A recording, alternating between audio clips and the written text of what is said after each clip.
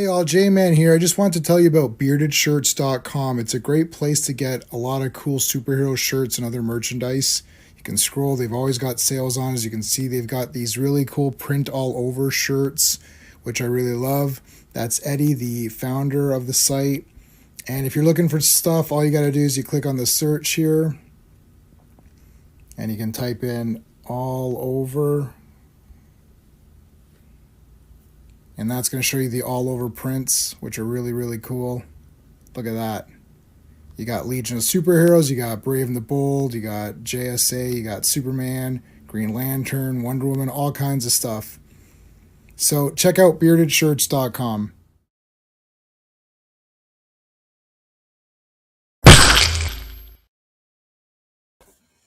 Hello, Legionnaires. Welcome to Fantastic Fridays. It's a really good one tonight. It's a big Doctor Doom story. Plus, we're going to conclude the Inhuman story we started last week.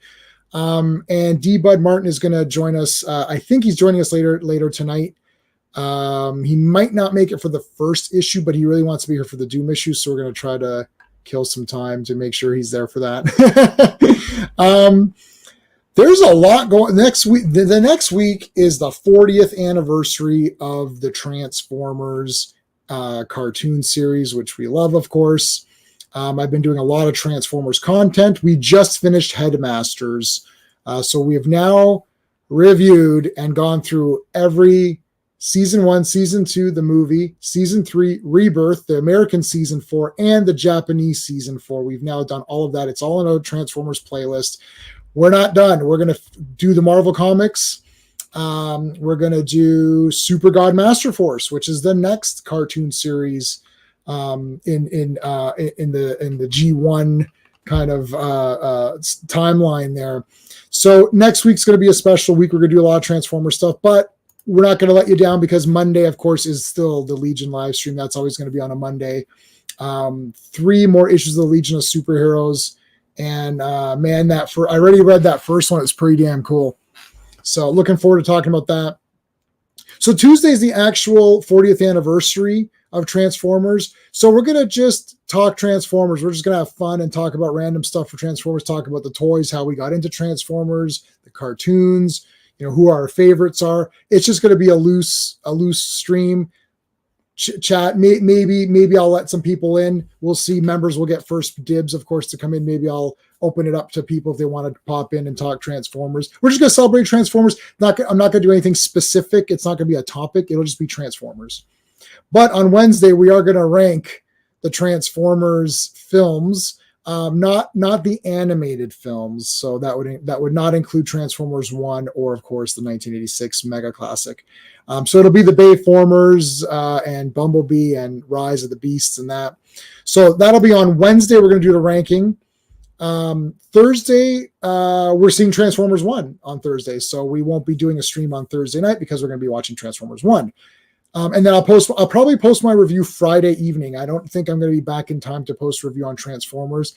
I may not even be able to see it Thursday evening. I might have to do it Friday afternoon, but I will be back for Friday afternoon for, of course, Fantastic Fridays 1 week from today at the same time. So we're definitely going to be there for that. And then Saturday, Classic Comics and Legionnaire RR are going to join me to talk about Darkseid versus Galactus, The Hunger. This is a special stream on Saturday night. And it's going to be a lot of fun to talk about this comic. I've already read it. It's bloody awesome. It's a lot of fighting, lots of fighting. And then on Sunday night, we are going to do a Transformers 1 open talk. Of course, open up first to the channel members. The Legionnaires will get first dibs to come in to the stream to talk with us if they've seen it. Once they're done, I will open it up to others. So if you want to talk about it, come on in on Sunday. Okay, let's thank the Legionnaires while we're at it. So, of course, we thank Dan, Sean, Stephen, Brennan. You guys know them. You've seen them around. Mark D with a C. You should know who Mark is. RR is going to join me on Saturday. Not this Saturday, but next Saturday. Philip Story. Thanks, Philip, for all your comments on my Star Trek videos. I've already started Blake 7. I'm on episode 3. Just finished episode 3 of Blake 7. You won't see those videos for about a month, though. And Scott, S-Fon82, Scotty's on my channel for Dazzler, all my Dazzler streams, Digger Jim, and Mark from Legion of Comics, who's our newest Legionnaire. Thank you, Mark. I will, in about a week or so, I will contact you and we can get your information. We'll send you out a shirt from Bearded Shirts. And of course, on the very important streams like today, we have to acknowledge and thank our good friend Clobberin Times. I know some people have already started been putting CT in the chat. We put CT in the chat for anything that Clobby loved that he inspired. We're finishing off this stream to complete what he wanted. He wanted us to complete up to 102, which is what we're going to do. We're not going to do anything more after that. So we obviously thank Clobberin Times and Michael, who's Mike Alonso. He is forever our buddy and our Legionnaire, and we miss him. So there you go. That is everybody that we need to talk about. After that, we're going to be doing Avengers every Friday. Sean and I, we're going to hit that hard. So it's going to be Legion Mondays, Avengers Fridays, and that's going to be the two flagships, a Marvel and a DC. So we got both in there. Okay. Woo, that was a lot to talk about. Jeez. Let's bring Sean in so we can start it up.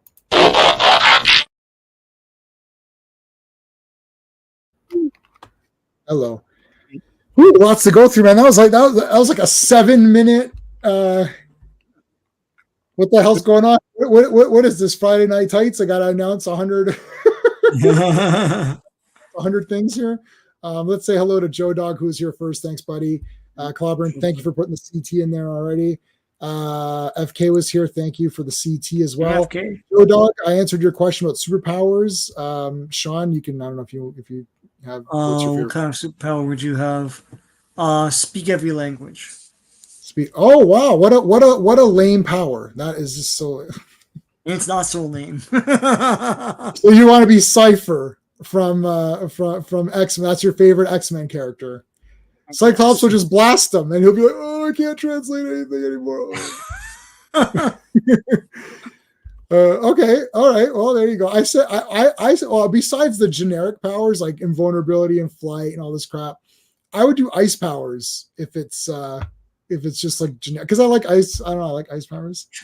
Ravenscroft was here with the CT. Thank you, buddy. Hey, Ravenscroft. Yes, love bearded shirts. DJ, thank you so much for being here. DJ. Thanks for hosting. Do we have everybody? Will I be doing a Blake 7? No, I'm not doing Blake 7. I'm not doing a live stream. I'm reviewing every episode of Blake 7. The live stream will go like this: Blake 7's the best show ever, and Avon's the best character ever. And then the live stream will end. And if anyone has anything negative to say, like, "Oh, I didn't think season 4 was that good," or whatever, they're just going to be booted off the live stream, and they will just be gone. I don't know. It'll be, listen, Clobby also said he loves season 4. He doesn't care what anyone says, and I super agree. I don't care. It's impossible. I love it. It's the best. I love his favorite episode was Blake. The final episode of the series was his favorite episode, which is my wife's least favorite episode.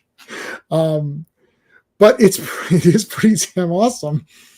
She doesn't like she can't really get through the episode, but she does get through it, a bit if we have to. All right. Oh, and Blake 7, the Blu-ray's coming out, so that's going to be exciting. Yeah, but I'm reviewing all Blake 7, so there you go. I'm not.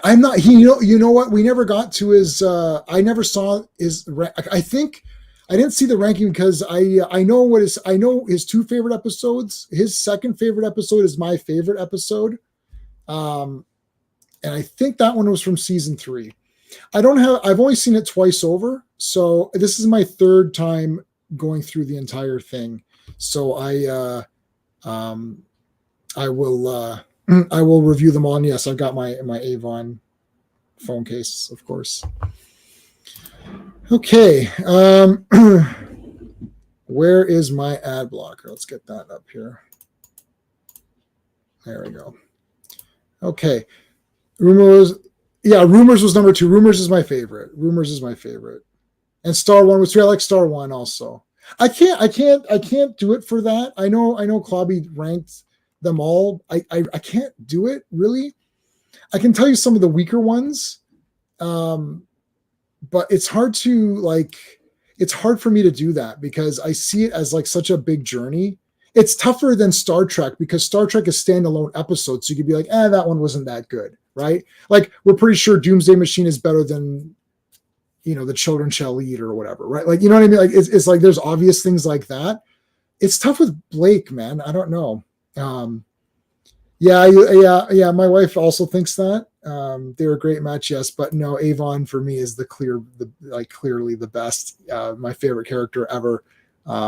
It's just the second he's not in episode 1 though, actually, which is crazy. He's not in the first episode.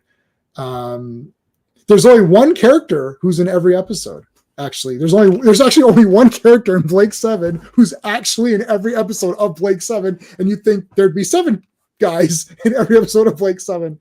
But no, the 7 it's a rotating roster. Did you not know if you knew that, Sean? It's not a set 7. Yeah, it's rotating. I feel like they played this on CKVR, but I never watched it. Like No, when they're playing all the classics and stuff. Yeah. No, I never saw it. Our friend Sheldon tried to get me into it. I was like, yeah, it's not happening. Wow, then Clobberin, man. And I definitely know more about Blake 7 than he does now at this point. Like I've got like everything now. But I do have Paul Darrow's autograph. Ron has not seen Blake 7, so let's not say any more about it. Let's not say anything about it. No, I'm getting the Blu-rays when they come out and stuff. So yeah. It's only season 1 that's coming out. I know. It's going to be yeah. But yeah, I mean, yeah, you should obviously you should definitely watch it since it's my 3rd favorite show. And I mean, when you say no spoilers, like I can't even tell you the first episode. Like you'll be watching the first episode and there'll be 3 spoilers. You're like, oh, okay, I'll say this and we'll move on. It's like literally you watch episode 1, you're like, okay, oh, this will be cool. I get what's going on. You're like, oh shit, that's not going to happen now, I guess. And you're like, okay. Then you get pumped up for something else. You get pumped up for something to happen. And I remember my wife and I were like, oh, this is really cool. This is really cool. You're like, oh, well, that did not end the way I thought that was going to end. You're like, oh, okay. And then you're like, well, wait a minute, what is this show about? All of a sudden, episode 2, and it's like, this is a completely different show. And then so then you're going to watch episode 2, you're like, okay, I understand what's happening here. It's like, no, you don't understand anything. It's not really Blake 7 till like episode 5 or something. Like literally, the whole entire the first 3 episodes, you're just like, wait, what is going on? This is crazy. Like this is not what I thought this was going to be. And what it finally becomes, like the main villain and the main villain's assistant isn't even there yet. Like there's going to be these villains. Oh, these guys are bastards. Like, oh, no. These are the like the whatever guys. It's like the real villains haven't shown up yet. And when they show up, they're friggin' awesome. All right. Okay, so let's talk about Fantastic Four, number 83. All right. Fantastic Four, volume only, number 83. Cover art by Jack Kirby and Joe Sinnott. Release date is November 12th, 1968, but the cover date is February 1969. This was penciled, plotted, and dreamed up by the great Jack Kirby. Inked by Joe Sinnott, lettered by Sam Rosen, and word balloons by Stan Lee. Yeah. Style. I mean. All right. And Sean, do not watch or anything. Yeah, don't do anything. It'd be crazy. Like even the 3rd time through, I got all pumped up again. I was like, oh yeah, and then I was like, no, I can't because I know this is gonna happen. I'm telling you, the first episode, there's a couple of characters that show up. You're like, oh, this will be really cool. You're like, it's like, wait a minute, what's good? Like, you won't even know who the main characters are. I'd like to sit and watch with you and ask you questions after it was over. I was like, who do you think is going to be in this group of 7? Because you're going to pick things. It's like, yeah, that's no, not. You're like, oh, okay, but I thought this is no, that's not happening. Hey, what happened here? What did you? Yeah, how's it going? Our Aren't there different letters usually? yeah, what happened here, buddy? You confused J-Man. You've completely messed me up here, buddy. I'm Uh, totally. I don't understand what's happening now. My brain. It's like that. Like when you go to the eye doctor, you're like, I can't. Like, what is it? I yeah. can't. It's all weird. Oh, you're the evil. Okay, the mirror universe version. Okay, cool. That's hilarious. I'm like, who's this guy? All right. Shall man survive? So this is continuation from last week with Black Bolt and the Inhumans and Maximus in his super mega armor. Yeah. He captured the Fantastic Four. They're trying to escape. That's pretty much what's happening. Let's take a look at I love like how crazy he looks, completely bonkers. Yeah. It's like, oh, hey, okay, hold on a second. Let's bring in D-Bud. I'm just going to bring you in, buddy. Hey, how's it going? Made it. I got out of work a little bit early again, so it's like page 2. Started. Page 2, beautiful. It's like, yep, we're still with the Inhumans. Still, nothing's happened. We're just commenting on how crazy. Like it's like I can't. Like Maximus is like yeah. Bonkers. You see the whites around someone's eyes? They're crazy. Yeah. Yeah. And if their eyes are white, they're even more crazy. Yeah. This guy is like super crazy. I love the pool here. He's like, he's bathing or whatever. Having a bath, you know. Having a bath. Here comes this centaur guy or whatever. Yeah. And he waits for him to get out of the pool. And I like how the guy's thinking, yeah, we better do whatever he says because he's crazy. Even his underlings know he's a nutball. Yep. Do you think was this supposed to be like a Caligula? It's almost like I don't know. It's very well, like he said with the Roman. It's very kind of Roman bath. Yeah, it's sort of Caligula-ish. Yes. Yeah, it's like he's gonna appoint, and he appoints the horse as a. Didn't Caligula appoint his horse as a? Yes. You know, it was a great show that. The play with Brian Blessed and what's the guy's name? I Claudius. I Claudius. Oh yeah, that's an excellent show. Oh, yo, that is excellent. I've watched it twice over, and I've got a really nice copy that I found on the high seas because the only other version was a non-region. It was region locked or whatever, so you couldn't get it. But oh man, that's a great show. I just watched that randomly on like some guy at work was like, oh, this Claudius thing was pretty cool. I was like, oh yeah, what is that? I was like, I like Roman stuff. And I was like, wow, this is the best. It was so good.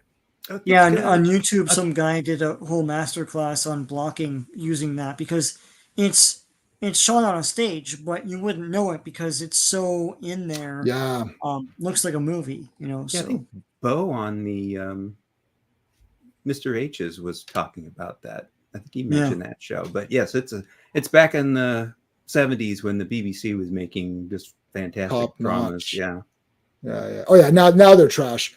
Or let's say 75% trash. Like my wife tries every so often. She's kind of given up on it on British stuff now. That's the one where Patrick Stewart has hair, right? Yes, he played Sejanus. Yes, Sejanus. Yeah.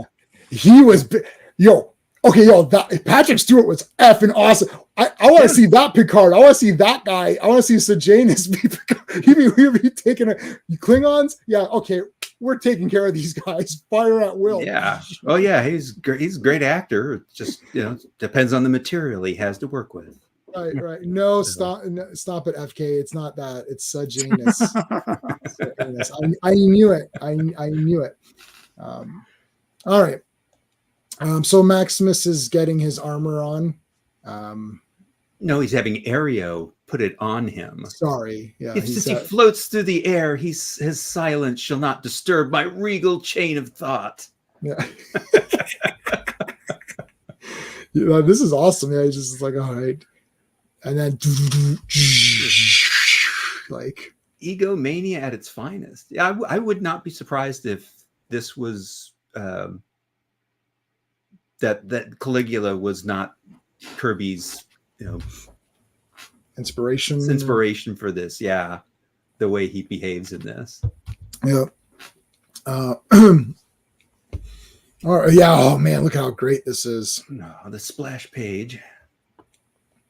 Even if it's just a face, though, it still feels like it's epic. I don't know what it is. It's just like it still looks awesome. Like, look at this, like the details here. Mm-hmm.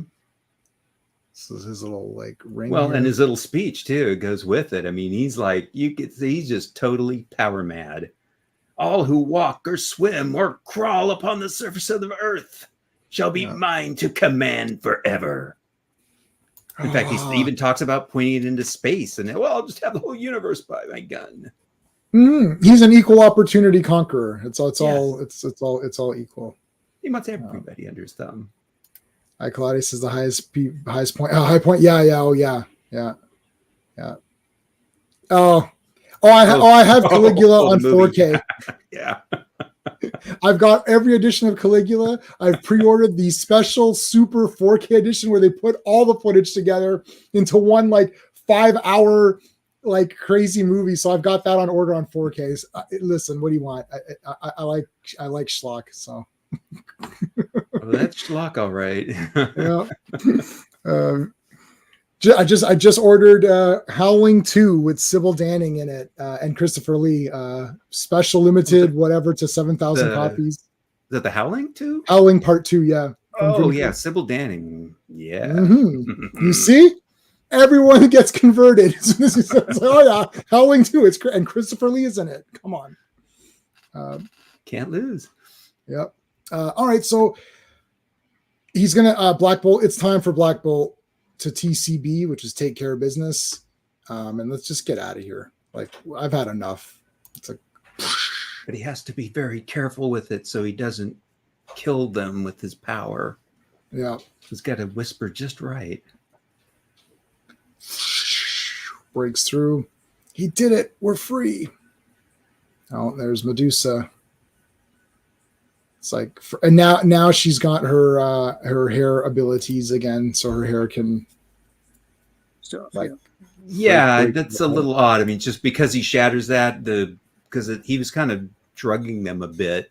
It's from the last issue. He was kind of mentioned that, and it just instantly is gone. Yeah, it's like now I'm good to like smash it. Here come the alpha primitives. Dun, dun, dun. They're coming. And the letterer gets to take a vacation. But before Medusa can employ her hair or crystal, her elemental power, Black Bolt just like does that Hulk. Yeah, and what I noticed here, there's no word balloons. Yeah, there's no word balloons. There's no sound effects. It's just like I said, the letterer took a vacation for a page and a half. Yeah, yeah, it's just it's neat. It's like modern comics. Yeah. You don't even need it. Yeah. No, it totally works. Yeah, it's good. Karnak breaks that thing. This is the Conan pushing that thing over, or He-Man pushing the pillar over, or whatever. Yeah. He just chops it, and then here comes our Gorgon smashing the thing, or like stomping. Here comes Triton. Oh, the Hypno Ray. Yes, there's a lot of hypnotizing this week. Yeah. Jack Kirby. Needs to be a theme, yes. Yeah, this is the Hypno Week or whatever. I should have gotten a GIF of the. Oh yeah, it would have been appropriate for this. Yeah, like the stream, subscribe to the channel, become a member. Another great. This is awesome. The Inhumans coming to big like Inhumans splash page. Yeah. And Crystal's there too. Oh man, Triton, it looks awesome. Black Bolt's pretty awesome. They all look pretty good. There's a little baby. He hasn't been named yet, right? Did he hasn't been named right. Yet? No, he has not been named. In fact, she's talking about that here. Is how I'm still trying to choose a name. I wish Reed was here. He's so good at these things. Yeah, call him Wilbur or something. Yeah, I mean he has Kate's all these names for these devices that he's always inventing. So what, name his baby that way. Yeah, like back to the FF. How do we tear into something that ain't really here? It's like, yes. It's like, so it's like, we just give me a minute here. That's it, Ben. You gave me a clue. What is it? So the walls really don't exist. Okay. Yeah, but we've already said that in the previous battle. Why can't you figure that out now? Damn you. Now we really have to concentrate. All right. Really think now. That's it. Phantom Outsider. How's it going, dude? Harder. Oh, I posted a poll. Let's see. I'm sure. Okay, so Maximus versus Doctor Doom. Everyone's saying Doctor Doom wins 90%. 10%. So one person out of the 10 votes did say it would be a draw. So good. I like RRTNZ's comment. Wonder what the Beta primitives are doing. Probably avoiding the Sigma primitives. That's like, damn you. Man, those alpha primitives, I'm done. They get all the glory. It's like we're just betas around here. It's all a bunch of crap. Yeah, you never see the beta primitives because they're betas. They're betas. Comic Cap Collectibles. How's it going, man? Hey, RR's back to his real name now. Oh, wow. That was so confusing when RR. So D-Bud, you weren't here. RR inverted his name, and we're all like, "Oh, wait, who is this guy? Is this the real guy?" Like. It's like changing your avatar picture. It confuses everybody. It's yeah. It's just the lovely Sherry's the only person I know who can get away with that. Yeah. Mohammed, how's it going? Yeah. You have reached 55. Nice. You're catching up to us. All right, so they're out now, right? Yeah, they're out. Yeah, and they're just in a hallway. It's the whole time they've just been in a hallway. Shouldn't there be some damage from them? I mean, the wall might not have been there, but the thing still swung his fist. You'd think there'd be damage around there. But yeah, no, just in a hallway. Oh, here comes Zor. The unbeatable or whatever. I'm making up his own name. He whipped him really easy last time. This should be easy, right? It's the law of the two comics. You get whipped the first time, and then the second time you're. But they explain it here because everything depends on our speed. Right. You have to immediately. Yeah. I'm like, okay, because it's going to be time to take a drink. We're going to take a drink, but this is a really big one here. Hold on. So yeah, they're saying we have to act fast. So just quickly before he has a chance to do anything. Let me get my where is that? Oh, here it is. Okay, I found it. All right. So yes. So now they're spinning him around. So Rhea's done this before where he's like wrapped and then like flung him around or something. Yeah. Like a cartoon. Yeah. And then he goes for the windup. This is the biggest one. This is the biggest one I think we've seen so far in all these issues. Yeah. Probably. It's a banner. It's Clobberin. It's Clobberin time. Yes. So we always honor Clobby for this when he says Clobberin time. All right. Everyone's putting the CTs. All right. What's RR saying? I've been back through the transport. Now you're back. Oh, good. We're glad that you're back. Oh, he was in the mirror universe. Okay. He was in the mirror universe. Sense. It's Clobberin time. Nails this guy. And there's that little hypno thing in them. So they do explain it. It was the hypno. Yeah, that's why they were beaten so easily in the last issue. Like, what? It's just an android. And he took him out really fast. Well, it's because you were under a hypnosis ray. That makes sense. Oh, here's the big version of it, though. This is the Kenner playset version, or the first one. This was just like the deluxe figure with his head opens up and it spins, but then this is the playset version or whatever. Can we make a playset out of it? Yeah, we can. Yeah. Oh, hey, they would now. Sure. Could shoot different lights or whatever. It'll do flashing strobe lights or something.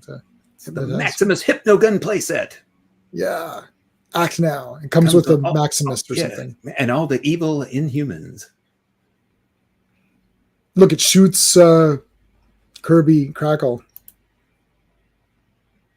Hypnotoad, all glory for Hypnotoad. It's not effective if it doesn't have Kirby crackled in it. Yeah. All of Earth is soon to wear my yoke. Oh, thanks, FK, for the super sticker. Oh, I can't see it on here. Hold on a second. I gotta go to the actual. So it's the guy saying cool. It's a little. What is that? It's a pair. It's a pair. Okay. Cool. Yeah. Oh, that's great. That's awesome. Yeah, I can't see them on StreamYard. It's not linked or whatever, so I have to exit out. But yeah, that's all. Thanks, man. I'll what could I give you? Where's what do I have? I had this is a good one. I'll give you this one. Carolyn Monroe, Stella Star. So that. All right. You're testing for tonight's Doomcock show. Awesome. Okay. So now, all right. Now, instead of firing my gun, I'm going to make a big speech about how I'm going to enslave the whole world. Oh, this poor I'll guy. trade it onto space and rule the universe. Yeah. That is awesome. I'll put it into space. That's the best. Yeah. Oh, I like this. Yeah. And now, with the subjugation of all mankind, the reign of Maximus begins. If it had just stopped explaining everything and just pulled the lever, he would have won. Yeah. But he had to spend 4 panels explaining how he was going to conquer the world. And that was his downfall. Every one time. Like, what did he say? Stereotypes. Yeah. We watched an episode of Headmasters where there's a council of people from around the world, and every single one is drawn like a stereotype, and then they go to Spike, and Spike just a regular person. I was like, I guess he represents the white guys. I don't know. Like, this is awful. That's right. We need white representation at that meeting, man. Like, whew. Oh, that is the best. All right, so big time machine. Yeah, every villain has to tell the plan. Well, Ozymandias told it after he did it, so that was smart. That was very smart of him. Right. But that ultimately was his downfall when I don't know, D, but I don't know if you ever saw, I did Superboy versus Ozymandias, and then I also did Superboy versus Homelander.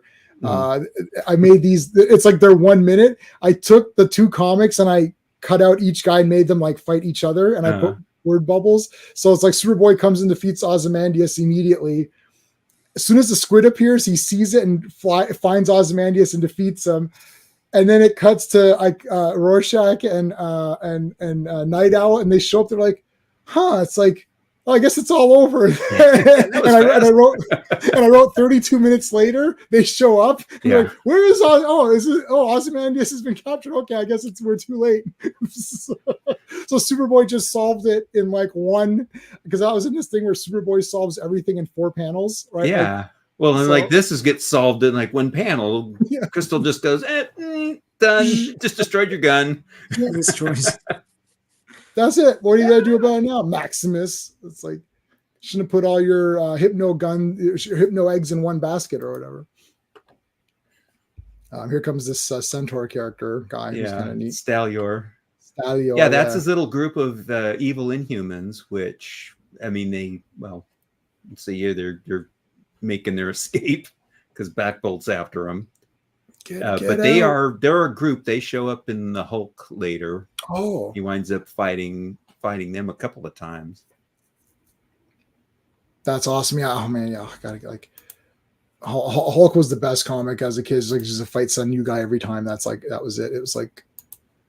That's actually, yeah. I think that's actually when I first started getting it monthly, was when they had the Maximus and the Evil Inhumans fight him, and he's Hulk 119, 120. And those are the first ones that I picked up, that I then started buying it every month. Just kept going with it, yeah. Yeah, because I got Hulk's my sister comic. got me an earlier issue, but that was the first one I got that I just started buying it every month after that. Yeah, awesome. Yeah, that's one of my go-tos. Hulk and Spider-Man were like kind of my go-tos, because it's like a guaranteed villain would show up, and they definitely, like, if Hulk would for sure turn to Hulk and fight, So that's like my number one. Okay, because there'd be some issues of Batman or somewhere it's like, hey, he's not Batman that much, or there's investigations or something. It's like I'm just like, no, Hulk's gonna fight. Like that's a kid's comic. Guaranteed he's gonna get angry and fight something. Well, and a lot of some of those issues, he's the Hulk the whole story. He doesn't even turn on the banner for a while. Yeah. Yeah. No, I love it. Should get back. Steve and I were doing an actual podcast on that. I should get back to doing. I should do it this way. I haven't done that in like years now. Anyway, okay. So yeah, it's destroyed. Yeah, Maximus has fled. Well, yeah, of course he fled. Like, now we don't like him. Screw that guy. Oh, the crime was Maximus. The guilt is Maximus's. Well, okay. Black Bolt's like, yep, I took care of business there. Johnny, you found me. Whoosh. Oh, the smoocherama. Yeah, I like this. And Karnak going, hey, you're not supposed to display affection in front of everybody. You are the Inhumans. We don't do that. Yeah, we're inhuman. Johnny's like, forget him. We're not just human. We're inhuman. Sorry, that means very human. That means very. We're not. Yeah, that's the Three Amigos logic.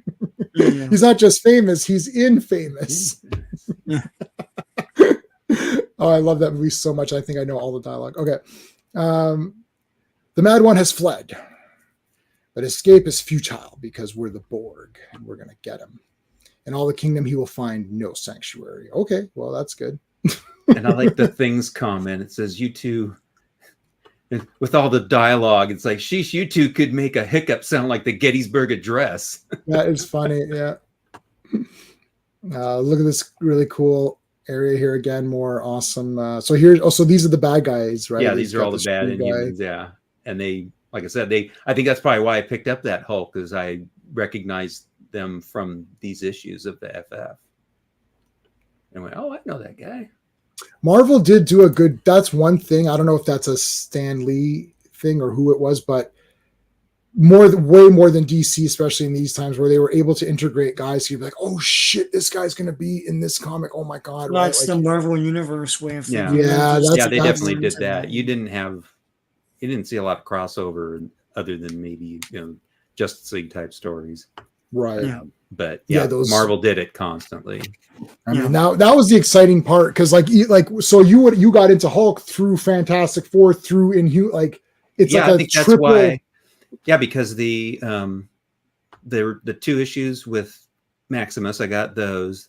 The next issue, I think, at the Glob. The next issue after that, it was the Fantastic Four were the guest stars in it. He's basically fighting them. And it's another, let's try to turn Banner back, Hulk back into Banner sort of thing. So there's, all these things that I knew in that. So it just kept me going. And that was one of the books I just bought every month. Yeah. They grabbed you. But they overdid it, I feel. It's like Godzilla's in there and freaking, like they get Rom and Rom's part of the whole thing. And, and then they can't reprint those because... Well, yeah, the licensing stuff was a problem. Yeah, when they did that, they weren't thinking of the future as far as reprinting collections. So it wasn't a deal for them then. But they wanted to cross promote their books. So and it worked. I mean, when they did these crossovers between characters, it would get you to buy their books. I mean, like that recognizing them made me buy the Hulk. And I bought Daredevil for a while because there was a crossover between Daredevil and Iron Man once. And so, those crossovers definitely help sell other books. Yeah, no, for sure. I mean, you get excited for a character. You can almost follow a character through everything. The greatest villain in all Hulk stories was Cracker Jack Jackson, the man who introduced the Hulk to beans. No, stop it. I love this cover. Yeah. Oh my God, it's insane. Doom looming over the village. I love it. And this was the first current story of Doctor Doom that I picked up. Because they reprinted Fantastic Four 23 that was a Doctor Doom story a few months before this, and I'd picked that up. That's the first comic one I read, but this was the first of the current issues that I picked up with Doctor Doom, and it's a doozy. It's this is my favorite Doctor Doom story because it was the first real, long one that I read of his. Right. But I have one little frustration with it, which I'll bring up later. Okay. Sean, do you want to do the credits on this one? So Fantastic Four volume only, number 84. Cover art by Jack Kirby and Joe Sinnott. Cover dated March 1968, but released December 12th, 1968. Penciled, plotted, conceived by the great Jack Kirby. Inked by Joe Sinnott. Lettered by Sam Rosen. And edited in word balloons by Stan Lee. The name is Doom. Got this wicked vehicle. Oh my god. It's so funny because later on, well, just a few pages in, they're told to land the thing, and I was like, "How do you even land that?" Like, yeah, yeah. When you look at it, it's like, yeah, what do you land with that? Doesn't have wheels. It doesn't have a tripod or anything at the bottom of it to land on. You Reed to get crushed to death. Yeah, Reed would get crushed, right? Maybe something comes out. Something must, yeah. Thing, yeah. Maybe it's like the Slave One ship where it goes like that. It's like kind of sideways, or like it goes like vertically or whatever. Yeah. Can't land the Liberator in Blake 7. That's another thing that you can't land that thing. Yeah, but I mean, it looks awesome. Like this was epic. I like this, like many, like this. You could just envision this as a toy with like those like plastic clear, and then like you crack it open, you can put your guy in then and close it up or whatever. Put your action figures into all the bubbles. Yeah, and get your exercise now while you can, Johnny. When we clear these peaks, I'll accelerate to full speed. It's like, all right, where's the control? What was the controls for this? Is it just like exactly up in the sky? It's a bird. It's a plane. It's like, no, it's this thing. And Johnny, weird thingy that can't land. Hey, Stretcho, when we get back to Fun City, let's trade this in for a swinging Suzuki. It's like, all right, David Suzuki. I like this. He says, "Oh, where's your sentiment, Ben? It was a gift from Black Bull. It's a big deal. I wouldn't mind treating him in also." That's awesome. Like, shouldn't Crystal say something? It's all for fun. I think I like Crystal because she knows how to play the game. She knows how to play the FF game. I'll lay low, say a couple of things here and there, just to show them around, but not be, she's like, I got this. Like, let them kind of work it out. She's been hanging around long enough with them to know how they behave. Yeah. Well, Thing even gave her that speech last week about like, you gotta learn that I say things and I just say stupid things. I say stupid things, yeah. Yep, he did say that. I actually like that because that makes cool. Yeah, the character knows. He's like, look, I'm just having fun, I'm just saying stuff, right? Fighter planes, they're from S.H.I.E.L.D. Are they pink? Does S.H.I.E.L.D. use pink? Purple? It's villain colors. Yeah, it's like magenta or something. Why would they paint their planes that color? Oh, come on.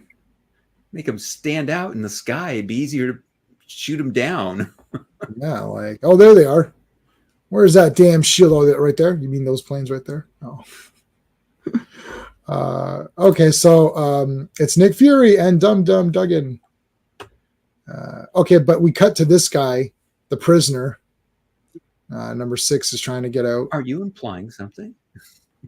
I don't know. No, I'm just saying it randomly. Is it supposed to be the prisoner? Well, the whole thing it is. It is. Yeah, there you go. Okay. It is the prisoner. It is the prisoner. Yeah, it's like, I can't get out. Oh, look, a boat coming towards me. It's almost too good to be true. Oh, buddy, come on. He didn't know there was a splash page. So they did it on purpose. It's the water, and then it leads to a splash page. Do you see how that was very genius. They worked that out. Splash, yeah, there you go. You got it.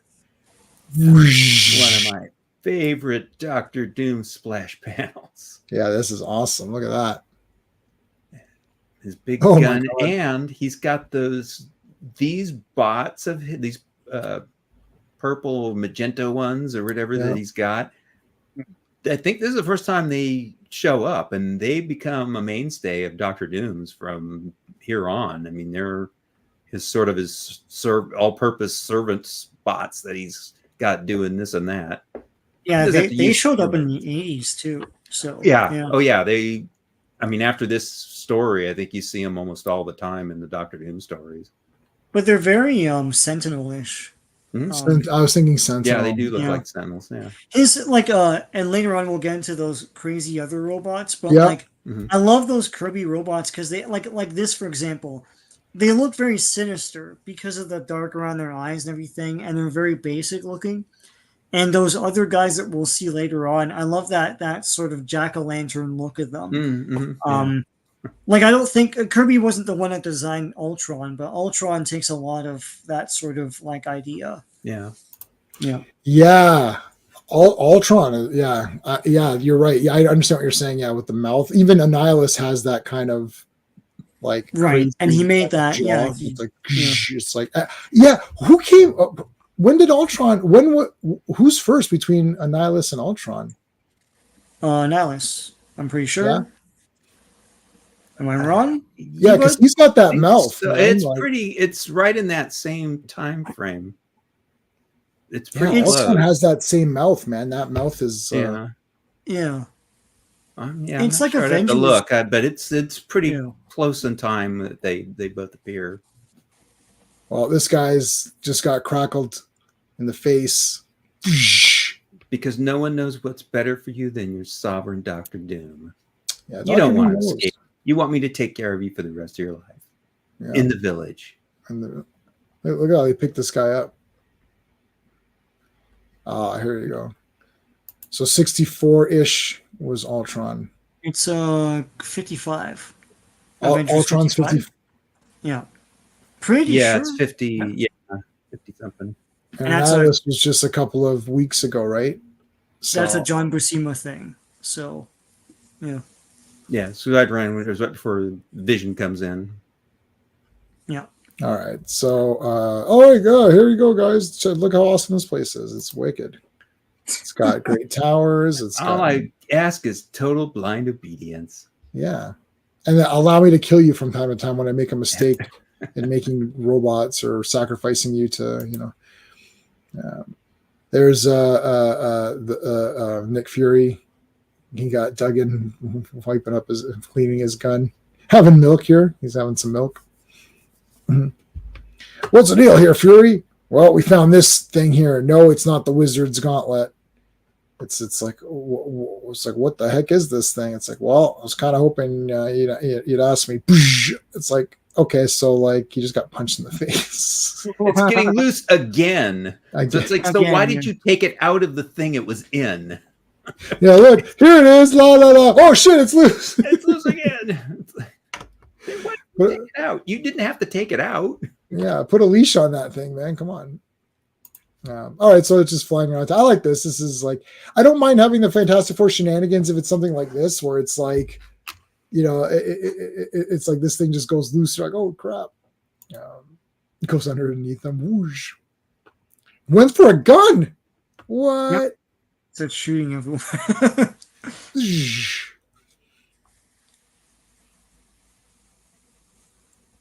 Johnny, you destroyed it with a flame blast. Oh, Yeah, what'd you do that for? We were going to send it to Tony Stark for analysis. Like, yeah, well, that's because I don't want my girlfriend destroyed. Yeah, Fury's highest priority is his cigar. It's like wherever it is at all times. Like, yeah, that's facts, man. But I mean, listen, he becomes less cooler without it, so it's like like standard. Yeah. Curiosity killed the cat. That is true. But it came back the very next day. Thought it was a goner, but it came back. All right. Look, Richard. Look, Richards. I got to wet nose my flyboys to another mission. Okay. So what are you doing? Yeah. We'll take care of it. It's fine. Look, Duggan is awesome. Man. He's sweeping it up, cleaning it up after himself. Yeah. That's nice of him. Clean it up. Meanwhile, so now they're going to Latveria, And I love the guards who are like, "Are you sure like they would care? They're supposed to be like, Cold War, Eastern Bloc soldiers. The checkpoint, and they're like, yeah, why would they care? You're going to go to Latveria? Okay, go ahead, buddy. No, there's so the fear is so high that even they're like, oh man, we better warn these people. Like it's like, we don't go there. Yeah, even we don't go there. It's like, all right, you want to go, you can go. Yeah, we got business. Okay, suckers. All right, go for it. How long do you think they're going to last? 24 hours? Like, not even our espionage can figure out what's going on in there. Yeah, nobody can get in there. It's like, all right, no one's ever returned. That no, is true. Yeah, they can go in, they never come out. Yeah, what was that? Yeah, it's like, going into the prison is fine. Breaking out is when that's going to be the problem. All right, and now we go. Is this okay? So wait a minute. They're going through. They cut back to Sue at some point, but I thought that was that's coming up. The whole blamed highway's magnetized. What the hell? That's pretty good. Oh, here come the purple guys. They're attacking us. Look, man, what the hell? This is like a wrestling move here. They're gonna like pile driver or something. Holy crap. And Reed's all going, don't fight him. But of course, Johnny's got to be a hothead. Yeah. And disobeys. Yeah, it is a silly face. Yeah. I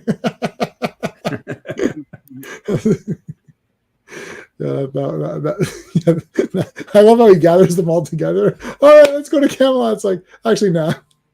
What was the point? You went and gathered them all.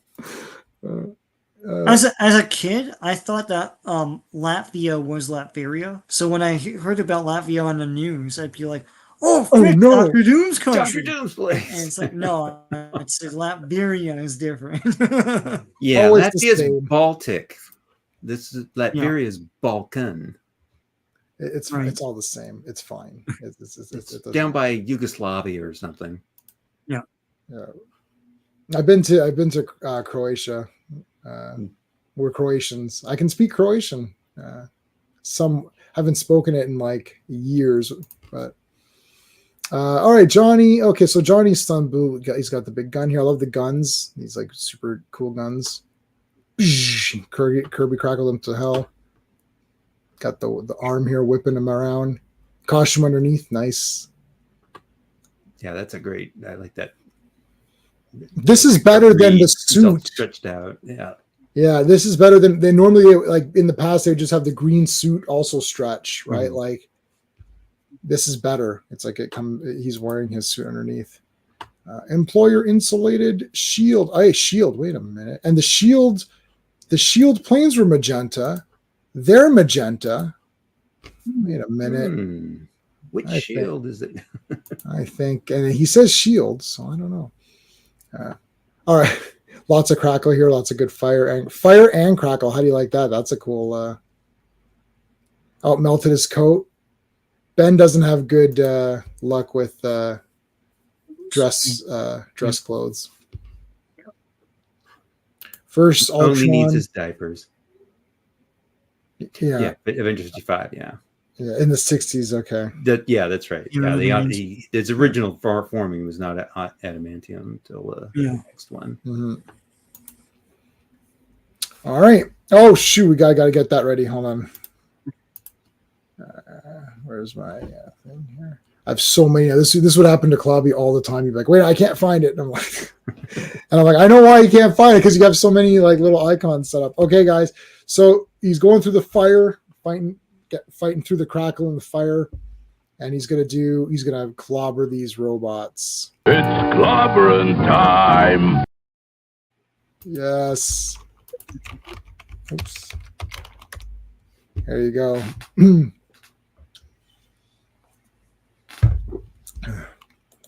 Okay. Boom. He nailed one into the other. That's cool. Domino these guys. Uh-oh. What in the name of Aunt Petunia is that?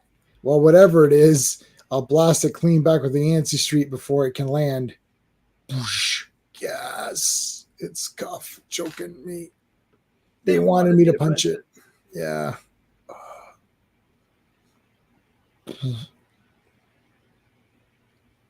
That's it. This is a nice shot with all the flames behind them and the So cool. Yeah. that other robot in the all shade in the shaded area, just the backlighting. Yeah. And then Doom. Oh. I like With his Doom's gas gas mask. Yeah, it's cool. Yeah, cool accessory. Rooster. He's I like, could have oh, swore I heard a rooster crowing. I got Oh, a wait. satin pillow and everything. What's going on? Yeah, this is nice. I think I'm going to stay in Latveria. Yeah. And he's got the little xylophone. It's like that sounds sort of like, oh, I don't know, like very similar to the chimes they play on the loudspeakers in the village, in The Prisoner. Oh, yeah. Good morning, good morning, good morning. And it's like, Yeah. Oh, hey, look at this. Everyone's cool in here. Yep. All the buildings look the same. Everyone's got a number. Disneyland. Everyone's. Well, Johnny's got that's a number. He's number 4. He's number 4. Yeah. Who is number 1? You are number 6. Is that so? Okay, he's made her as hostage. He's not going to give. Doom doesn't operate that way. Yeah. Oh, he's looking. And here he is in his little number 2 chair, looking at the monitor. We've got our newest Legionnaire, Legion of Comics. Mark, how's it going? Mark, you voted for Maximus, but assumed it was Russell Crowe's Maximus. Oh, yes. Russell Crowe's Maximus could definitely defeat Dr. Doom. I agree with that. Let's see. Oh, my God. Somebody. Yeah, so that was Mark. So, Mark, you're literally the only one that voted. I love it. 87% say Doom wins. 7% say it's a draw. And 7% say Maximus. Only one person voted for Maximus and one person voted for it to be a draw. Kirby introduced the Sentinels 65. in 1965. Wow, so I guess he was fond of that particular design. Yeah. Yeah, there's my Sentinel right there. Yeah, it looks like Frankensteinish. It always looked really it's really cool. Like it's very unique compared to other robot designs. Mm-hmm. Yeah, it does kind of have the flat top head and all. Yeah, it's like unsettling. You know. Mm-hmm. Well, Sentinels, obviously, I like the Sentinels, so they're like just like the coolest. I like the colors too and all that. It's got the villain colors or whatever. But look at Dr. Doom sitting here all relaxed in that big chair. I bet you you think that's ergonomic? I don't know. It looks pretty comfortable. It's his number 2 chair, you know. Yeah. Which he has a more number 2 looking chair later, but. All right. It's like, and the hypnosis should wear off. So he's explaining how he's basically hypnotized them into believing they don't have their powers or can't use them. So that's sort of. Didn't that happen in the last story? Wait a minute.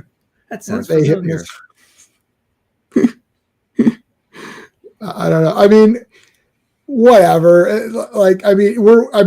It's like 1 minute apart for us, but like it's a month apart a month apart for anyone else. You're just going to be like, yeah. And you might think like, yeah, weren't they hypnotized? I don't know.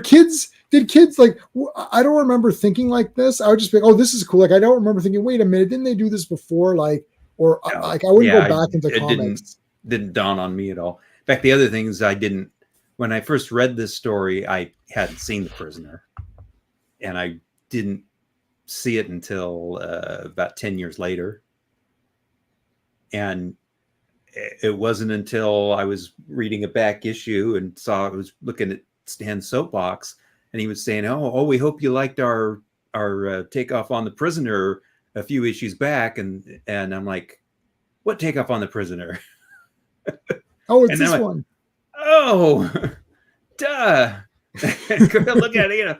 Oh, God, yeah, this is totally The Prisoner. How did I not notice that when I was watching The Prisoner? I should have went, hey, that's that Fantastic Four story. There's so many elements that kind of or right from it. But yeah, the village obviously and all Kirby that. had seen The Prisoner. I only saw The Prisoner last year for the first time because again, it was a Clobby suggestion. Like I loved classic Trek and everything up till whatever before the JJ times, before the dark times. I loved all that Star Trek, and I loved classic Doctor Who. So 63 to whatever was playing at the time. And I never watched Blake Seven.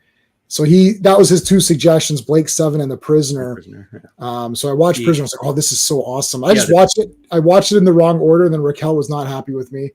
Well, but what is the right order? I don't know. I don't know. The problem with The Prisoner is they put them out as they were ready to be broadcast. They weren't necessarily in a particular order, other than a few episodes are obviously the first and last two are obviously what they are. But there's many different orders for the series. I actually prefer the one that we had a local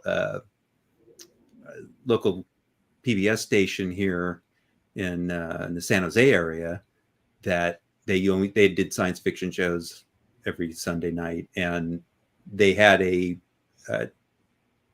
media critic host it, Scott Appel, and he put them in a particular order that I made total sense to me. And it's actually, if you look it up in like Wikipedia or whatever, they have like the KTEH order. That was the station was KTEH, and it had his order of it. And he broke it down into like the first 6 episodes or so was like a disorientation. Then the next episodes were, he called them like the Pyrrhic victory, where he would kind of win, but he was still trapped in the village, or other things would be going on that he'd win, but he didn't really win. Right. And then the last several episodes, he sort of like mastered everything, and he could escape, but he doesn't, because he's kind of now he's getting back at them, and they're losing. And when you look at them in that order, I think it does make more of a 3-act kind of progression through it, where he's just trying to figure out what's going on, then he's kind of getting at them but not really winning, and then finally he's kind of got things figured out, and he's just taking them on at that point. I just copied the order because I've been doing my Star Trek Enterprise reviews, but Enterprise is done, so now I'm doing Blake 7 reviews every day. So I'm already like way done. Like, you're not going to see Blake 7 for a month now, because I'm still in, like, the videos are all done. I've just scheduled them to post. Yeah, right. So I'm on to Blake 7 now for my third go around. Once I finish Blake 7, I might do Prisoner, and then I'm going to do Wonder Woman, Linda Carter, because I've seen that a couple times through. I watched that as a kid, but and then I got the Blu-rays, so I watched the Blu-rays once through. I'm going to watch the Blu-rays a second time through, and then do the Linda Carter Wonder Woman. Alrighty. But yeah, the Prisoners, I mean, I consider that the best TV show ever made. And for Clobby, it was number 2, but it was number 1 in his head, but Trek was number 1 in his heart. So he went with Star Trek. But yeah, it's just, when they would show it, they would usually have the first time I saw it, they would have like an hour-long discussion afterwards about what went on in the episode and the themes and the ideas of it. And that's how deep of the show it was, that they could do that. And still there was like, man, I want to talk more about it. But yeah, it's definitely a thinking person show. There's so maybe we should do much in it. Maybe we should do something. I don't think he ever, I wouldn't mind. Maybe we should. Yeah, let me go through it again, and I wrote down the order, or I copied the order that ET or KT, whatever you just said. I googled it and found it. KTEH, yeah. KTEH, yeah. And so I copied the way to San Jose. You know the way. It was where Mexican Iron Man used to live. The non-YouTuber, yeah. Yeah. Everyone knows Hypnosis 60s Ringmaster Maximus Doom was the cool thing. Yeah. The Fourth Doctor. Listen, if the Fourth Doctor did it, then it's fine. Recycled Hypno Ray plot when Doom had the FF. Yeah, I haven't read anything. How many Fantastic Four issues have I read? 84 or whatever. And then once we finish tonight, it'll be 86. Plus the annual, so more than that. Zorba, let the country go down the toilet. Yeah. You tell Dionne Warwick. Oh man, not Dionne Warwick. That's Dionne Warwick is what was the she was just psychic singing hotline, it. Yeah, she was the psychic hotline, but she was only singing it. Burt Bacharach was the guy who wrote the it. song. So Yeah. All right, so they're trapped in this kooky town. Everyone loves peace and joy and all this, and they're of the body or whatever it was. They're of the body. That was from Star Trek, and they can't escape. They try to escape, but yeah, Reed's going. I'm making a dash for the border. He's heading for Taco Bell. Well, Taco Bell's the only food chain that survived the food chain wars in Demolition. Doom stops him at the border. All right, look at these guys. Look at that. They're going to sleep. Really, this is terrible. You're supposed to stop this robot army, and you guys are taking naps. I can't believe it. And they're getting their hair done. This is Doom's hair salon. They're literally taking a nap and getting their hair done and getting pedicures and all this stuff. Really, this is terrible. I would have canceled this comic if I was a kid. I'd be like, I can't. This isn't superheroes. All right, look at those giant robots with the jack-o'-lantern heads. Thank you so much for the super chat, man. I appreciate that. My friends, imagine a world where 60s, 70s, and early 80s sci-fi comics writing was combined with 2020. I know. Oh, hey, better than Starlin? Steranko. Yeah. Oh God, yeah. if Steranko could make a movie with the stuff they have now, that would be mind-blowing. Yeah. I know. This is when people keep saying, let me give you a thing. Let me give you something for the super chat, buddy. What can I give you? Do I have a good video? I'll give you Superman. And what else? Elvira's always good. Oh, but she's covered up. Sorry. Let me give you something. Let me give you a different one. You always do that with her. I know. I'm always messed. I'm always messed up. I don't think I have any positive videos. All my videos are like more negative related. Look at that troll viewership. Oh my God. Which one? The troll 2. Oh my God. No, I said you're trying to get that trolling viewership, like all the angry people. Oh, I know. I was trying to get the trolls. I do like the trolls. Yeah. I'll just give you Avon clapping, even though he's clapping in a kind of. You don't have the Elvira where she's going through that gate anymore. No, that was very Too risky? like Yeah. But and her Tiffany Stratton. There you go. That's always, everyone likes Tiffany. But yeah, when people say, this is the thing when people say, "Oh man, imagine," this is like, you do imagine it, and that's my problem with my things. We'll move on in a second. Is that like, whenever they do these things, they promise you something, and then in your mind, I used to say, in your mind, think of it. So if I say, okay, so I don't know, pick whatever you want to pick a bad movie, whatever bad movie you want to pick. That's something recent. Like, let's say I can't think of it. Man of Steel. So if they're like, okay, actually our likes Man of Steel, so that's a bad example for him. But whatever, you just say, okay, just picture in your mind what it is, and then you watch it like, this has nothing to do with anything I pictured at all, right? Like this is like, so it's like if I tell you, hey, we're making a He-Man movie, and you start to think, okay, He-Man, yeah, He-Man, okay, I know, and then it's like, oh, this has nothing to do with what I was thinking. So and then you start to question, what were you thinking? I know everyone interprets things in their own way. Like Richard Donner had his interpretations of stuff, of how to show things, but you're like, okay, but that looks like Superman. So it's like, you're like, yep, that's Superman. He's flying around. He's saving people. He's doing stuff. Yep. Okay. That looks like Superman. And then, yeah, maybe, it's like, well, the Fortress and the Kryptonians, they've got that silvery stuff and it's not exactly, and you're like, well, yeah. And then you have to think in your mind, how much do I care that that's not exactly what I was picturing, right?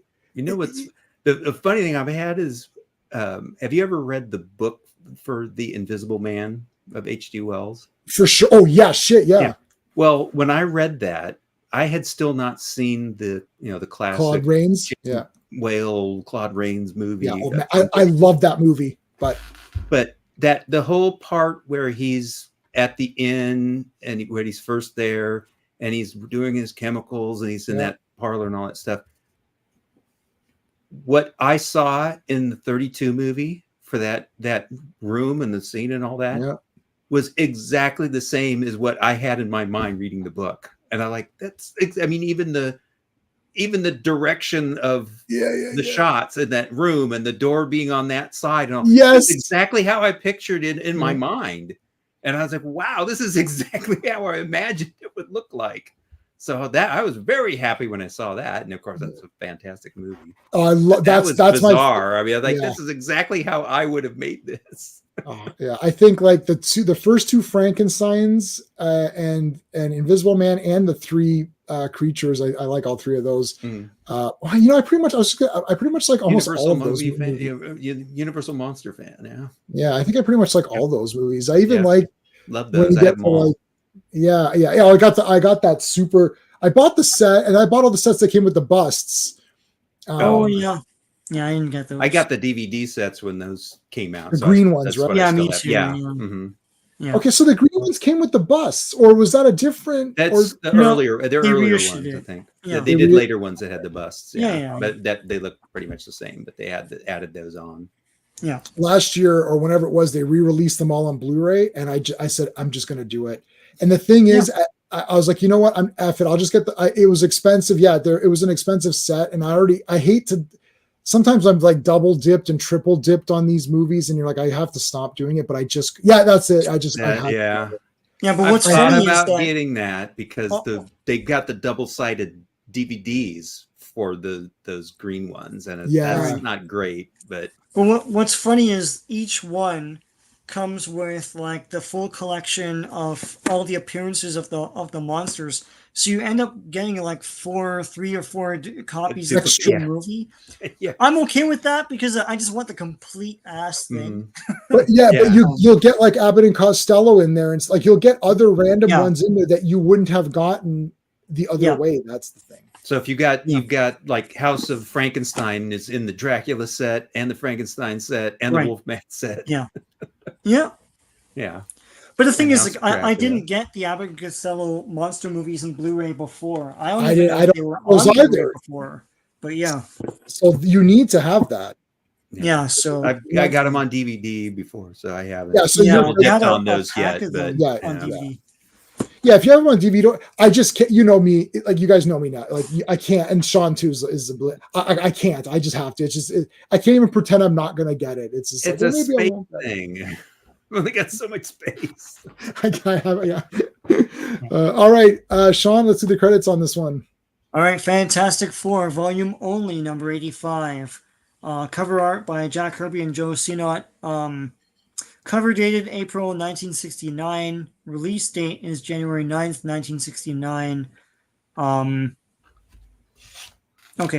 So it's penciled, plotted, and conceived by the great Jack Kirby, inked by Joe Sinnott, lettered by R.D. Simic, and edited in word balloons by Stanley. All right. Stanley. I can't do it. Stanley. Just saying Starlin was raised during that period. Yep. Dreadstar is awesome. I'll get it tonight. Let me write it down on my what I should get. I just get these immediately, like Dreadstar.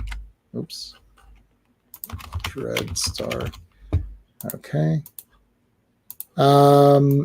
So what did Phantom let's say? Ridiculous storyboard a movie.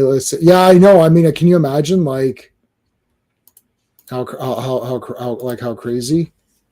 Well, someone should do up his storyboards as a movie for Lords of Light with AI, maybe. They could do that. Ridiculous Spider-Man, nice. Issue 4, nice. Yeah, I like Claw. Claw's awesome. I was going to play Claw in our RPG. Okay, so they're trapped in the prisoner world. Continuing on, this is continuing right from the last issue. Here come your purpley robot, your magenta robots or whatever. And he's even got magenta view screen that pops up. Yeah. Mhm. I like magenta, so I'm okay with it. Why not? Well, it's a villain color. It's Goes a with the villain. green. Yeah. Halt, citizen. You are ordered to stay back. Oh, yeah? Look at this. It's he's gonna like. I think he's gonna do a razor's edge. I don't know if he's gonna do a razor's edge or like a suplex or something. Yeah, suplex. Yeah, He's gonna he's ready for that. suplex. He should.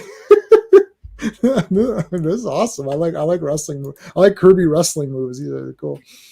All right, but he got nailed here with the back of the gun. Is that what happened there? Yep. Oh, bastard! Yeah, it's to show him that he's not strong anymore. What a bastard! That's a Never bunch of gets crap. that. That's a real asshole. Yeah, he's going for the power bomb there. Yeah, no, that's an asshole move. Like, the gun's smoking there. It's like, all right, and he's trying to flame, but it's not working. So this is the hypno, the hypno gun thing, or hypno. It's not a hypno gun. It's his hypnotic treatment. I forget what he yeah. calls it. Yeah, but I like these backgrounds of the village that they're in. They're beautiful stuff. All of it through these issues. I mean, it looks a lot like sort of like Rothenburg in Germany. If you've ever seen that, it's a lot like that. But I mean, it also, of course, is similar to the buildings in the Prisoner. All the haunted faces. It's like, oh, I hate living here. Good face here. It's like we mustn't let our own plight overshadow the reason why we're here. Hey, anti-derivative Jill, how's it going? Hey, Jill. Hey. Thanks for coming on. Let's go to her channel for a second and make sure we share that with everybody. Make sure you're subscribed to Jill. The link is I just put the link in there. I think everyone here is subscribed though. Because I believe everyone here is subscribed already because I've seen them in their chats. Jill always goes live when I'm at work. I have sometimes lurked in the background, even though I'm at work. I've been known to, perhaps sometimes if I'm on a break, I was on a break, and I'll listen in sometimes. Yeah, I mod when I'm at work. But, my god! But I'm usually just putting links in. I'm not watching chat. The other guys have to watch the chat because I'm working, but I at least do links. Mark from Legion of Comics goes live exactly when I start work, and then Loki goes live exactly when I start a meeting, and this one I can't. I because I run the meeting, so I run a meeting. So you have to be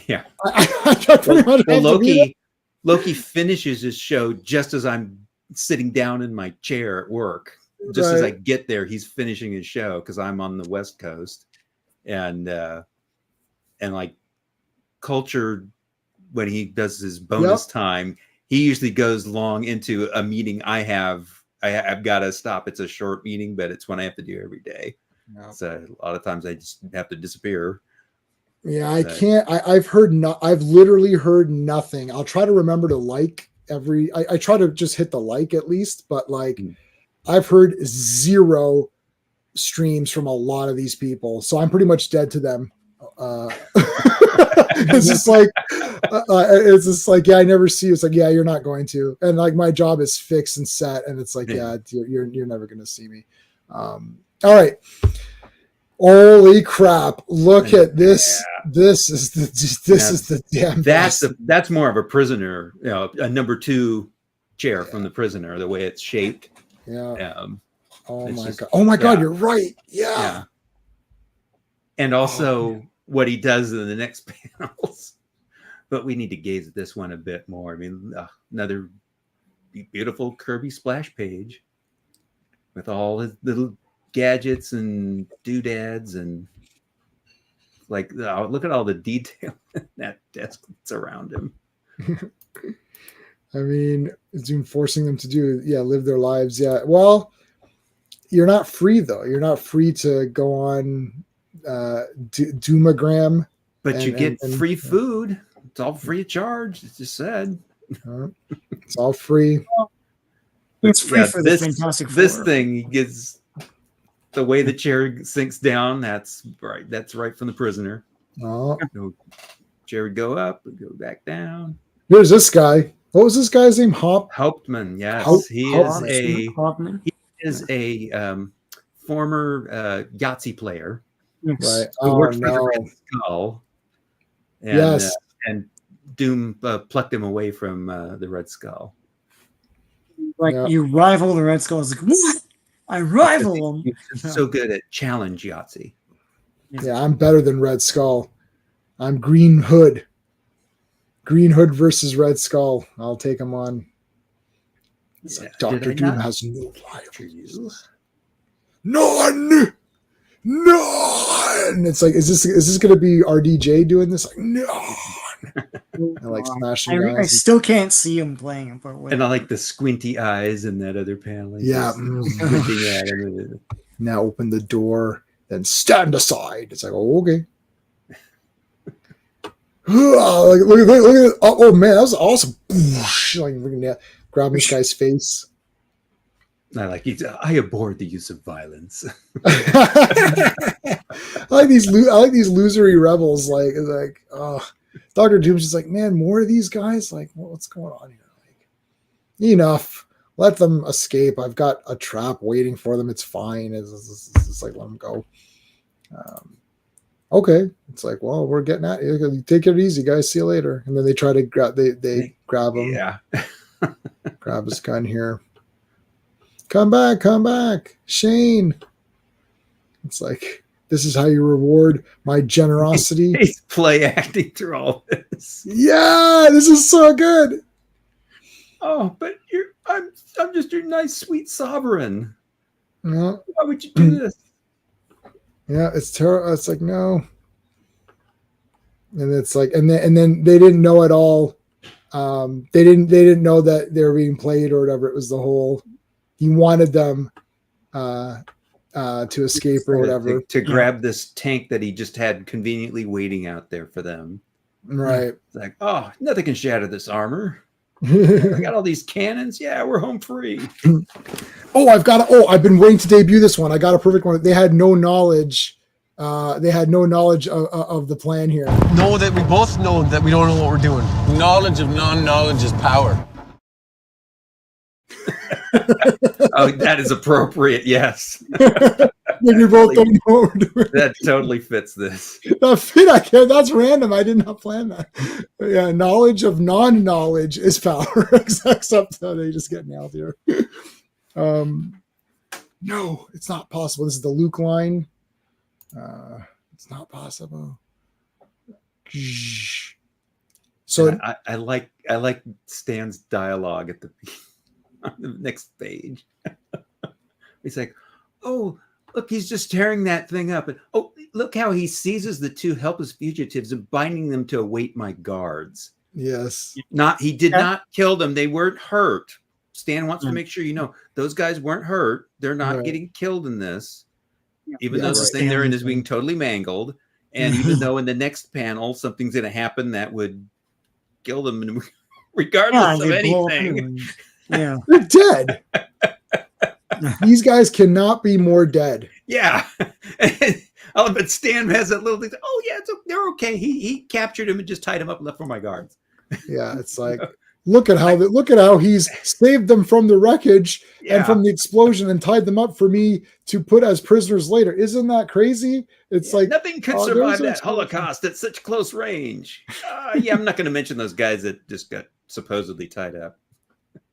Yeah, it's a Truman show. That's Did several Return of the Germans. That guy's Lucky Doom still needs to carry his clipboard. Yes, that guy carries clipboards like no one else. That was on his resume. Clipboard carrying.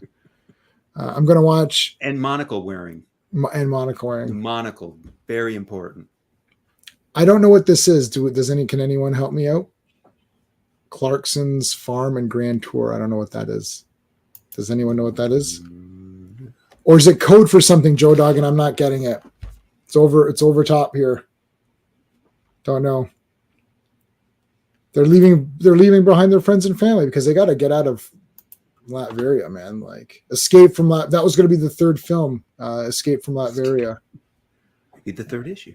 Got the third. Yeah. Yes. Let me write all this down here. Yes, that's good. Yes. Okay. Yeah, he's saying he's got a dozen of them, of those robots. Yes. And their next objective will be the destruction of an entire village. I wonder which one. I don't know. Oh, and here's another. I love this village shot here. Yeah. This is very Germanic looking, with all the way the side of the building is, and the flags even. I mean, it gives it that Germanic look. They should have had someone on one of those the prisoner bikes or whatever with the the penny farthings. Yeah.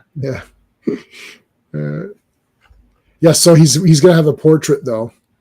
Yes. Right. So that's important to know. Here's some nice food here. Let me play you some music.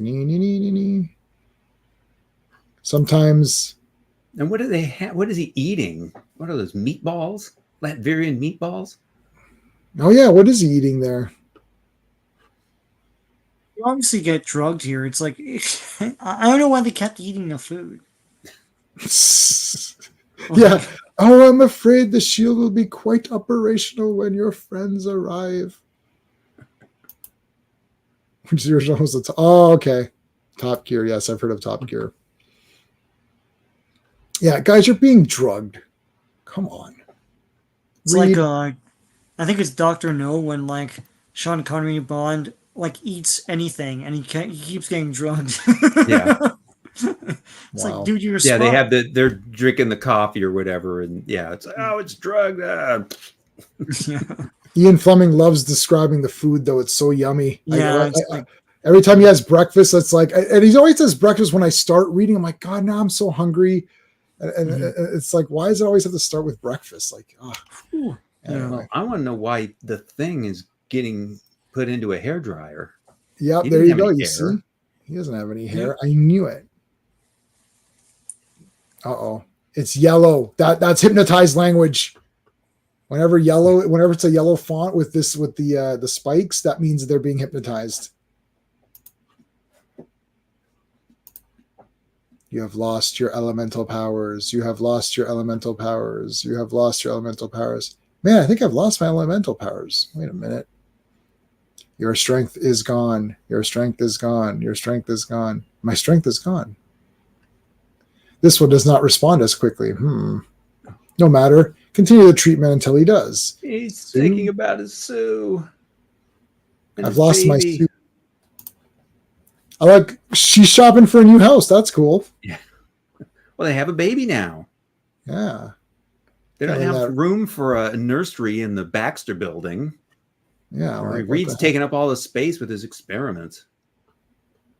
It's like, oh, look, it's Sue. Why don't you move in next to me? Yeah, move in next to us. She's like, no, they're going to get hurt. Is this where they live? We can sell tickets. Yeah. Okay, so you know what? I've seen this before. So does this stay for a while? Because I thought I never read. It's in the following story after this Doom story. Because she's shopping for a place to move to, because they got the baby and all.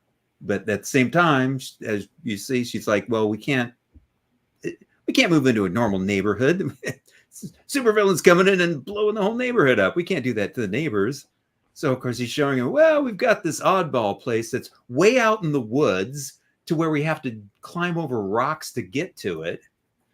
And it's like, well, wait a minute. Who built this? Why are you the agent selling this place? Like, yeah, what's it's the just abandoned. Tax? So we're able to sell it because somebody just abandoned it here, and everybody's afraid of it. So, but I'm sure that'll make you want to buy it because it's way away from everybody else. Yeah, it's like, what's the payments? What's the property tax? What's I don't. Can I get fire insurance? I mean, it's important questions. There's definitely. I remember. So this is weird because I must have had issues after this because there's. Not a ghost. Is there a ghost or something? I'm trying to remember. Or there's something alive in there, right? You'll find out. We'll find out. Yeah. I must have one of these next ones coming up though, because I don't have, I literally, you can count maybe on two hands the amount of Fantastic Four, the real Fantastic Four comics I have. I remember I had that other garbage run for a while. But for the real FF, I only have like 5 to 10 issues, and it must have been one of these coming up, because sometimes I would just read them even though I didn't have the ones that came before. Like I just read what I had. I didn't. Yeah, it's in after the not the next one, but the one. Not that. Yeah, the first one next week that we do. It's not in, but it's in the other 3 after. That. Yeah. Okay. Yeah. Yeah, because it's not here, but I remember seeing this for sure. Yeah. Okay. So they're foreshadowing the next story there. Right. Okay. So yeah, I feel pretty good. Yeah, I feel pretty calm. I don't think I've been hypnotized or anything like that. It feels pretty good. Just this hair dryer. That's all. It's just a hair dryer. Doom was giving us mani-pedis. I'm not suspicious of anything. It's like, okay. They recoil in fear at the very mention of the word. Oh, okay. To think they were once the greatest super team of all. Well, what about the Avengers and the X-Men? They beg to differ. I don't know. And they don't even ask the guy any more questions than that. What are we doing here? What are you doing to us? Are you guys hypnotized? Yeah, I think we are. Okay, good. Okay, just wanted to check. You guys are. Yeah. Wait a minute. You can't answer yes to a question like that. That means you're not hypnotized. Because if you were hypnotized, you wouldn't say yes to that. Right? It's that labyrinth puzzle. Who's lying, right? Or he never lies. Well, do you lie? Yes. It's like, okay, well, if you lie, you wouldn't say yeah. You're trying to piece that together. You're like, I don't know. I guess it makes sense. It's that Pyramids of Mars Doctor Who story. Pyramids of Mars. Yeah, that's an awesome one. Another splash page. Oh, look at this. At last I can bear the sight of my face without my mask. Yeah. We don't get to see him though. Oh, well, yeah, strategically placed mirror. Hey, he's mad at this guy now. Oh my God. Like, I'm just trying to paint I hope you like the picture, he says. You think he'd say, oh, you think any picture of my scarred, misshapen features will be to my liking? It's like, but what of my freedom, sire? What of your promise? My promise? You dare speak to me of promises? Have you forgotten that your very life is in my hands? It's like, well, yeah, I did. I kind of did forget that. And nowadays he could just do the painting without the face, and then he could just, Photoshop paste in anybody's face. Hey, Matthew. Hey, Matthew. It would have been much more easier if they just had that photoshopping or like deep fake or something or whatever. Like it'd be much easier. Red alert. Oh man. The robots are going crazy. We can't stop them. Oh God. They're like they're like, I don't know. They're like not chubbier. Like it's like they're bulkier Annihilus kind of mixture heads. That's weird. Of course, they got to be green. For sure. You only have green or purple robots if you're the bad guy. Yeah. We'll fight those guys in the next issue. Except I mentioned before I had a problem with this stuff. This issue? With this issue. Okay. You have an issue with this issue. I have an issue with this issue. Other than like when I started buying the books in 76, I missed 78 in one of the early ones, but I got all the issues up to this point. But my family moved we were in Burbank in Southern California, and we moved up to the Bay Area in the end of January 1968. So once I moved here, I'm in Walnut Creek, California. I'm still here. I didn't know where comic book stores were, and we hadn't looked or anything yet. So I missed this issue.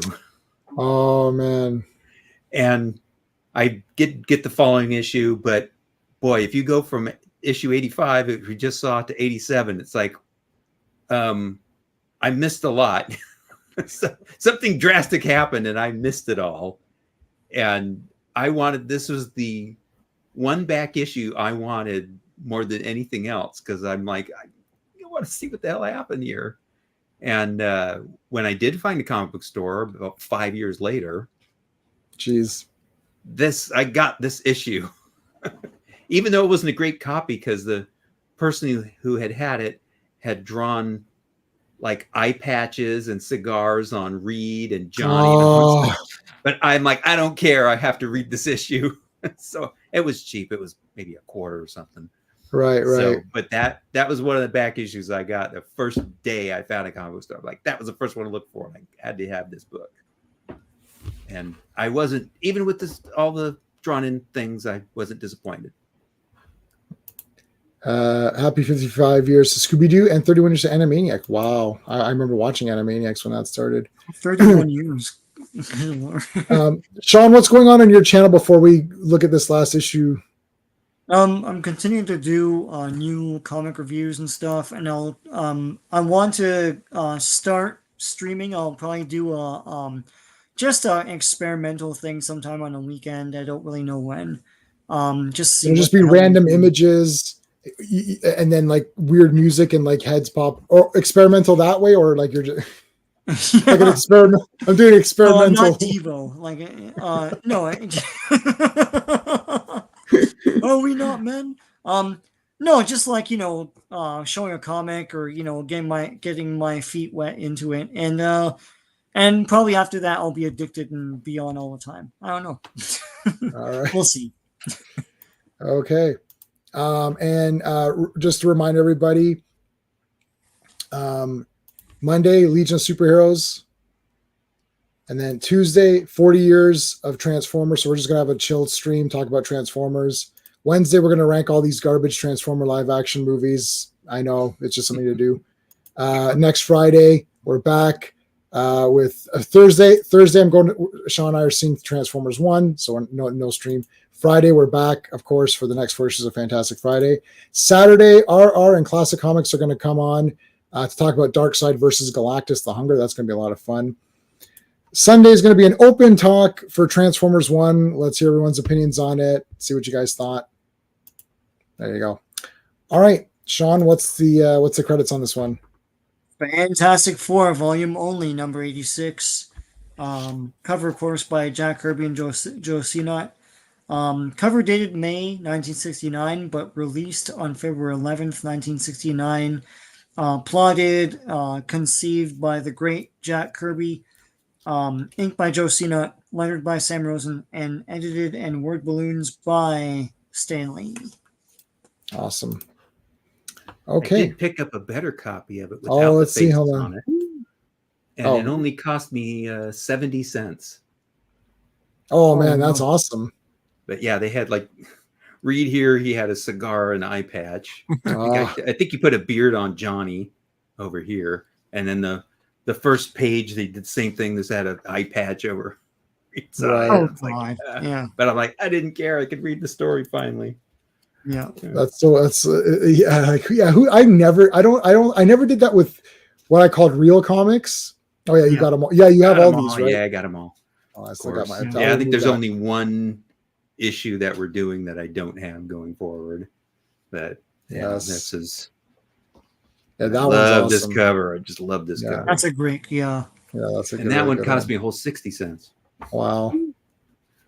And there's 75 cents. Yeah, the coloring on this is great too. That cover with the red in the background. Yeah. Yes, the red is really nice. It's like shaded. Yeah. And this one, I mean, this is another really good Doctor Doom cover. But I love it's another looming cover, but I like this looming one a bit more, where he's he's looming over the whole village. I think. Yeah. Something I really like about that one. So that's like, he's over top of everybody on that one. We've seen the old comics without the plastic. It's great. Yeah. All right. Yes, you do see NASA rockets. I'm working on an Atlas Agena rocket right now. Oh, behind. Yeah. Yeah. Oh, yeah. I know. You've There's got- a little Gina you can see up there. It's probably if you were. Oh. It's kind of sitting in front of the Saturn B1, but it's hard to see it there because it's kind of blending in with the others. But Yeah. So you got your Blu-rays and DVDs, and then when I finally finish it, and next week I should be done with it. Next week you'll probably see it in the background there, fully put together. Man, I never like. I always wanted to do models or whatever. I just never got. I'm the guy. I bought all the gear to get it. I bought the little pinchers and it's like I'm all ready to go, and then it's like my first one was going to be Hot Rod from Transformers. It was like this Japanese thing where it was like super pretty intricate, and then it never shipped. I pre-ordered it, sold out. It never restocked. I'm like, really? I bought all this crap to make it, and then you don't get it. I don't get it, and I just got demoted. Like I just got. Yeah, the thing about this one is that there's so many decals for it. There's a lot of really detailed decals on it. It's just taking forever to put them all on. But yeah, I just like it's I got all pumped, and then I was like, oh, it's all right, fine. I guess it's not happening. All right, the victims. We were on Twitter and we all got canceled. No, we all or whatever. The victims. They've all Pandemonium. lost their powers. Yeah, they've lost their powers, and this giant robot army is coming to destroy the whole village.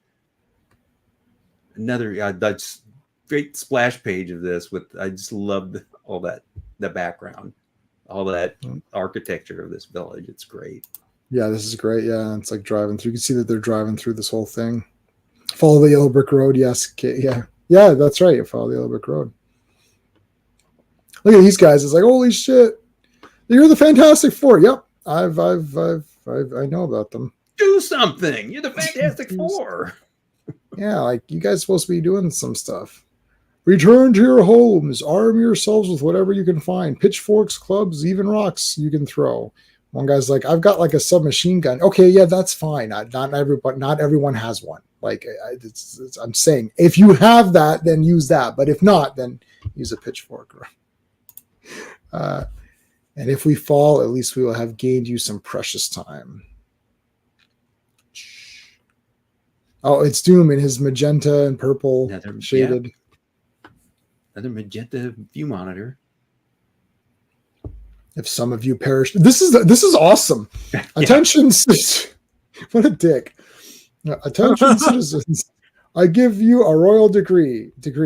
My robot army, which I created for your protection, in brackets, this is for your protection, is temporarily, temporarily out of control. Software problem. Yeah. We're working on it. You call this a glitch? If some of you perish, this is awesome.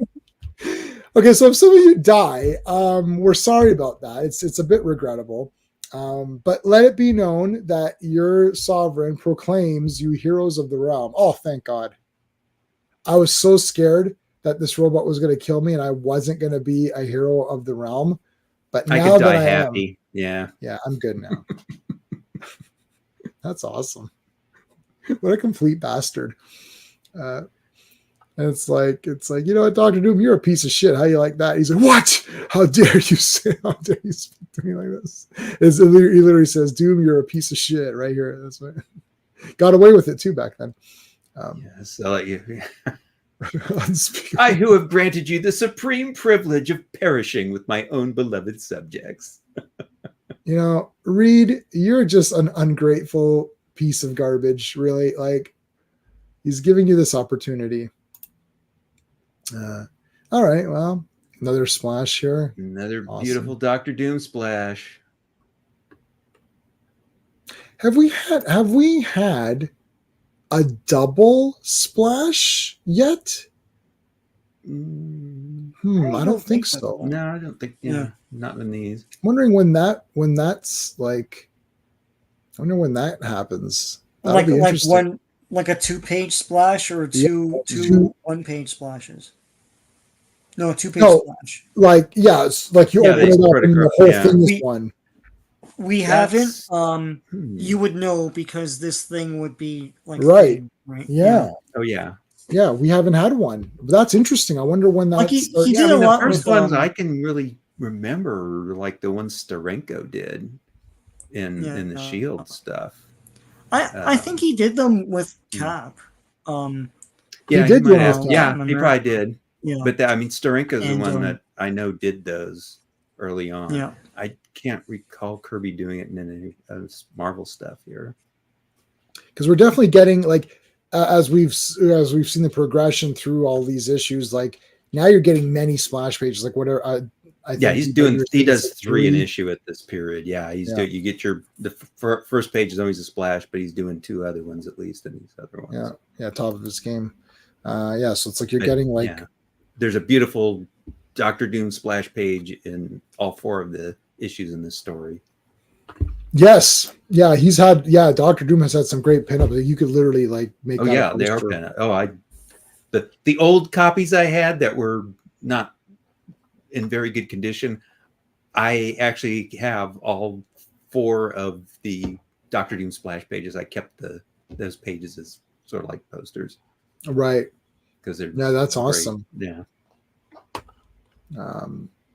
All right, so I like here's one of the Doom bots. His cape is like doing a Batman thing here. It's very Batman. Spawn. Yeah. Yeah, Spawn. It's a Spawn cape. It's a Spawn cape. It's like Kirby invented the Spawn cape. Yeah. Well, looks so. Yeah. Man, well, they all admired Kirby, like big time. They're all over him. That's like Todd and Rob and those guys. It's like Rob went to Kirby's house and had dinner a bunch of times with them. It's like they super worship him. That's like his Mount Rushmore guy.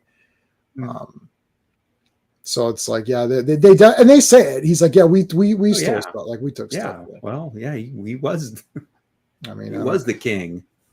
So if someone says it and then then I don't mind. Like if you're just saying, look, we're using a lot of his style and we're trying to do his kind of, then that's fine. Yeah. It's just like pretending that you're not. Yeah, they definitely always said they were inspired by him for sure. Yeah. But like Doom's also saying here though that he's, oh yeah, by the way, they really are kind of out of control, but that's okay. I know their weakness. I know their weakness. But I did kind of make them a little bit too warlike, but I don't have to worry about it. I know their weakness. Yeah, he's like pretty unconcerned. Yeah. Massive, great destruction here. It's like you see all these pieces like just like splitting everywhere and whatever.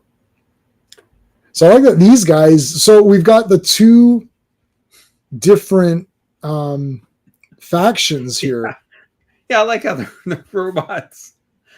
This guy's saying, "Drop your weapons, take to the hills." Yeah, you're robots. What do you care? Yeah, would robots do this? Like, here they come. Destroy. Pieces. Well, I look at what's going on up here.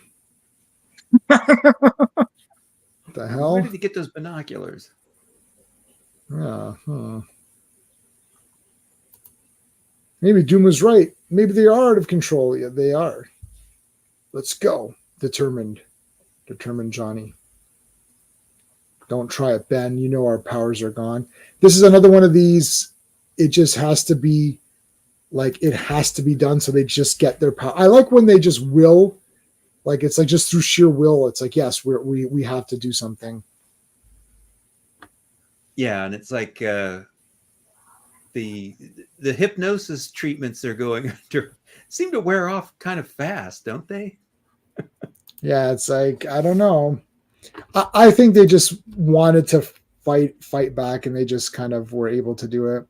I think it would be the hardest because, like, you can't really will that away. Like, he's still a man made of rock. Like, he's going to be strong. Yeah, and his mass, he's still going to be powerful no matter what. Just walking into something, he'll destroy it. So, it's kind of hard to make him believe that he's not strong. Are you naysaying on Dr. Doom's brilliant plan, Sean? You're liable to get kicked out of Latveria. I know. I'm just letting you know. He'll put me in a tank and then blow it up. Let's take a look at the poll. We got 19 votes. That's enough. 84% say Doom, but 11% say it would be a draw. And Mark was the only one who voted for Maximus. just to be just to be Contrarian, yes. Contrarian, yeah. All right. Hey, what do you know? Looks like I got my powers back. I like how these things still go, eh? This is awesome. Yeah, which is, I mean, they did that with the one that Fury had. It's because these are the robots that that even though it was colored differently, it's an arm from one of these robots that he had. Yeah, you could maybe that was one of the prototypes. So he made it from the other robot part, so that's why it was magenta. Yeah. See, I've explained Sounds that. good. Yeah, it's perfectly plausible. All these parts are beating the hell out of him. Say, how does it kick him? It's just a foot. It's like, how are these pieces flying? That's what I want to know. It's a trioxin gas. That's what trioxin gas. Yeah. Or Ash's hand from Evil Dead. It's like it just keeps going. I got him.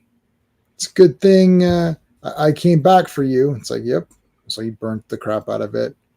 We're still not in the clear. Oh, I like it. Wooey, sing it again, Tiny Tim. Only us old guys know who Tiny Tim is anymore. Tiny Tim is from the singer. The ukulele guy. Yeah, the ukulele okay, man. guy. Do you remember him? No. Let me look him up. Tiptoe through the tulips. Yeah. Got married on he's a the bit Tonight before Show, our I time. believe. Yeah. Yeah, very He's the first pale-looking gentleman.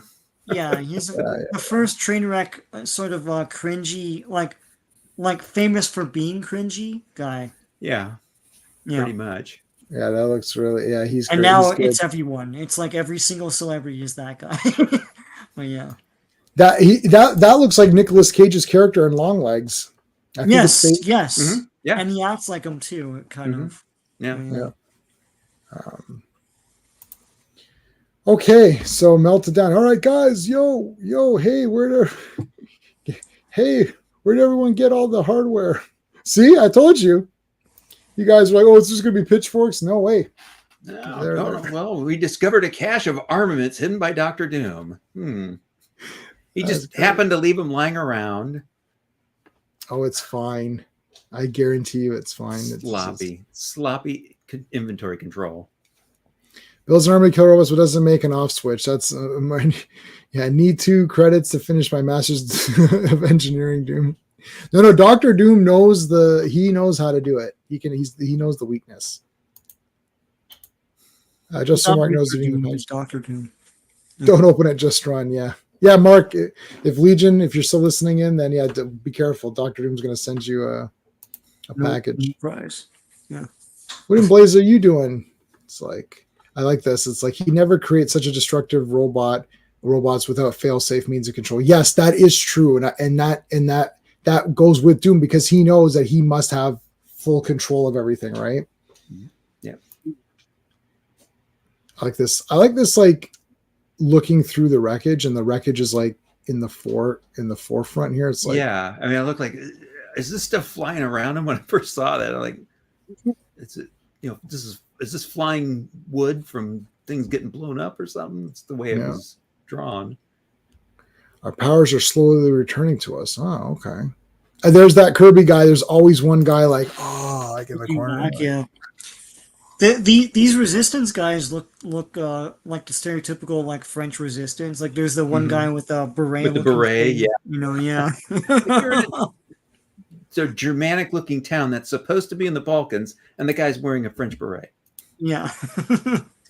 Well, it's very popular hat. It made its way to different regions. Yeah, they get imports. It's just that the delivery guys never get to go anyplace else. I like that hat you're wearing there, buddy. Yeah, no problem. This is pretty epic. Holy crap! I like this guy. This guy's like point blank, just taking guys out. Yeah, I mean this guy in the center, he's gonna basically smash this guy with this hunk of metal, whatever this looks like, a gun or something. It's like he's gonna bash him. This guy's like, I'm gonna shoot you. The Fantastic Four is too busy saving themselves. And I like this Another one of Stan's little dialogue things. It's like that, they're attacking and they can sense your sniping. He says, yet they do not seem to seek our deaths. Yeah. What are you talking about? Huh?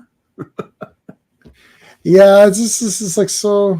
All right. We're not killing all these people. These robots aren't killing anybody. They're just making a lot of destruction. That's all. It's comics code compliance, right? Yeah.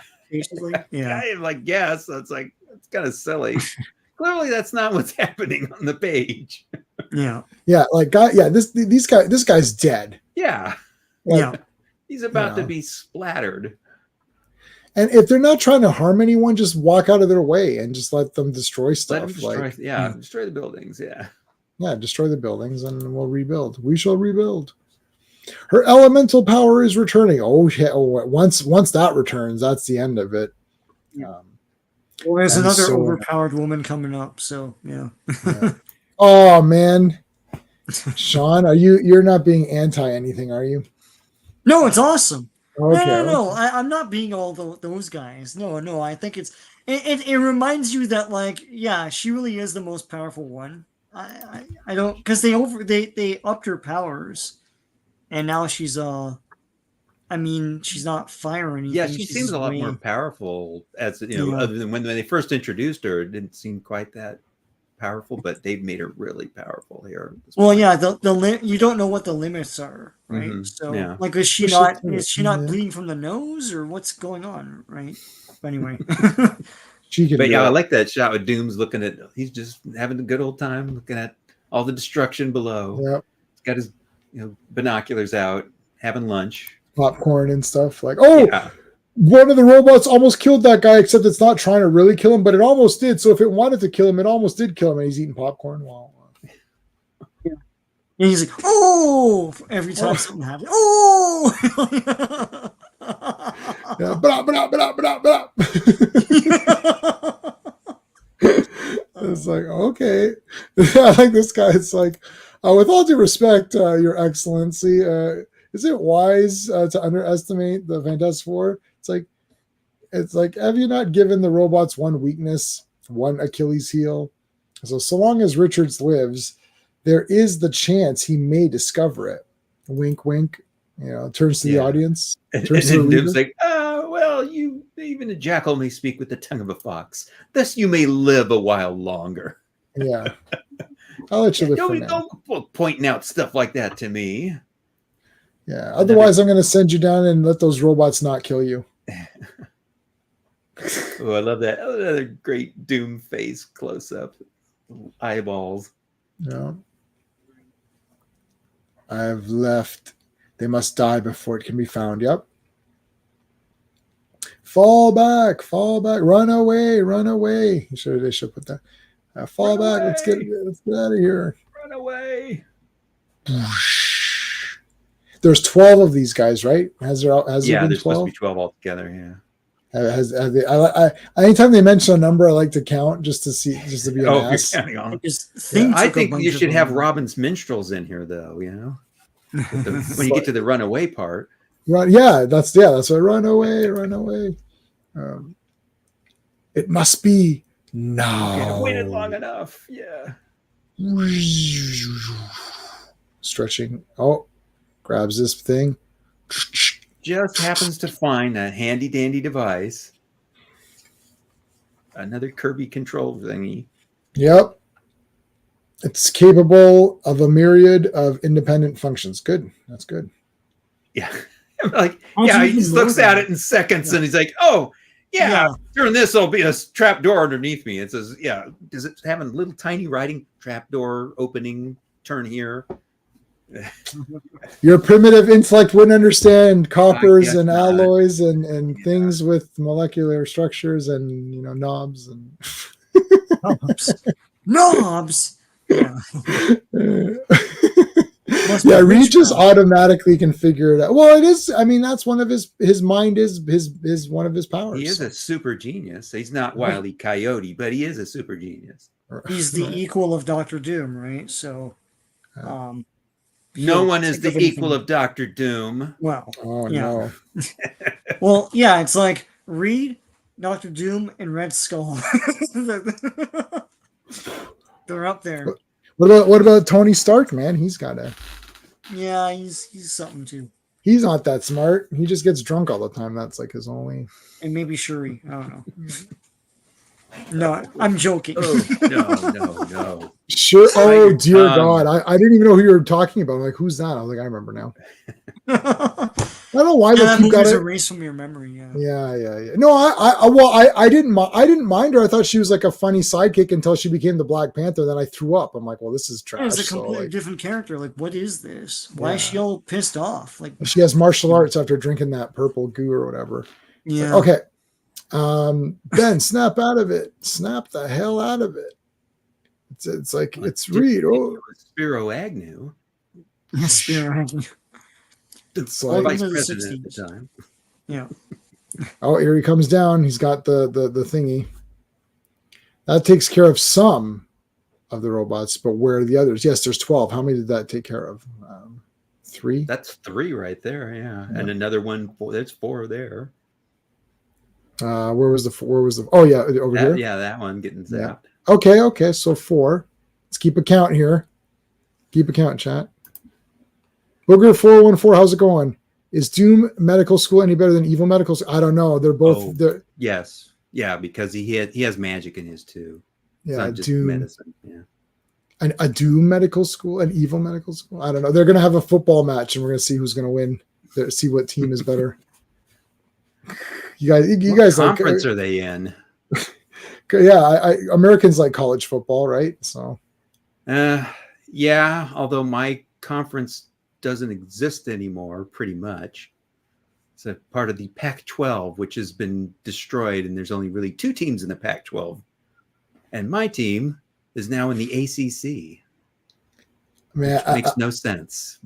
That's the Atlantic Coast Conference. It's East Coast.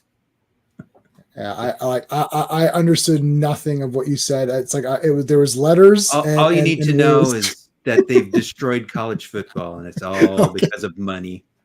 Okay, what money doesn't destroy anything. Yes. Is there an evil conference? An evil conference. The evil conference. Stan Lee was a Republican. Okay.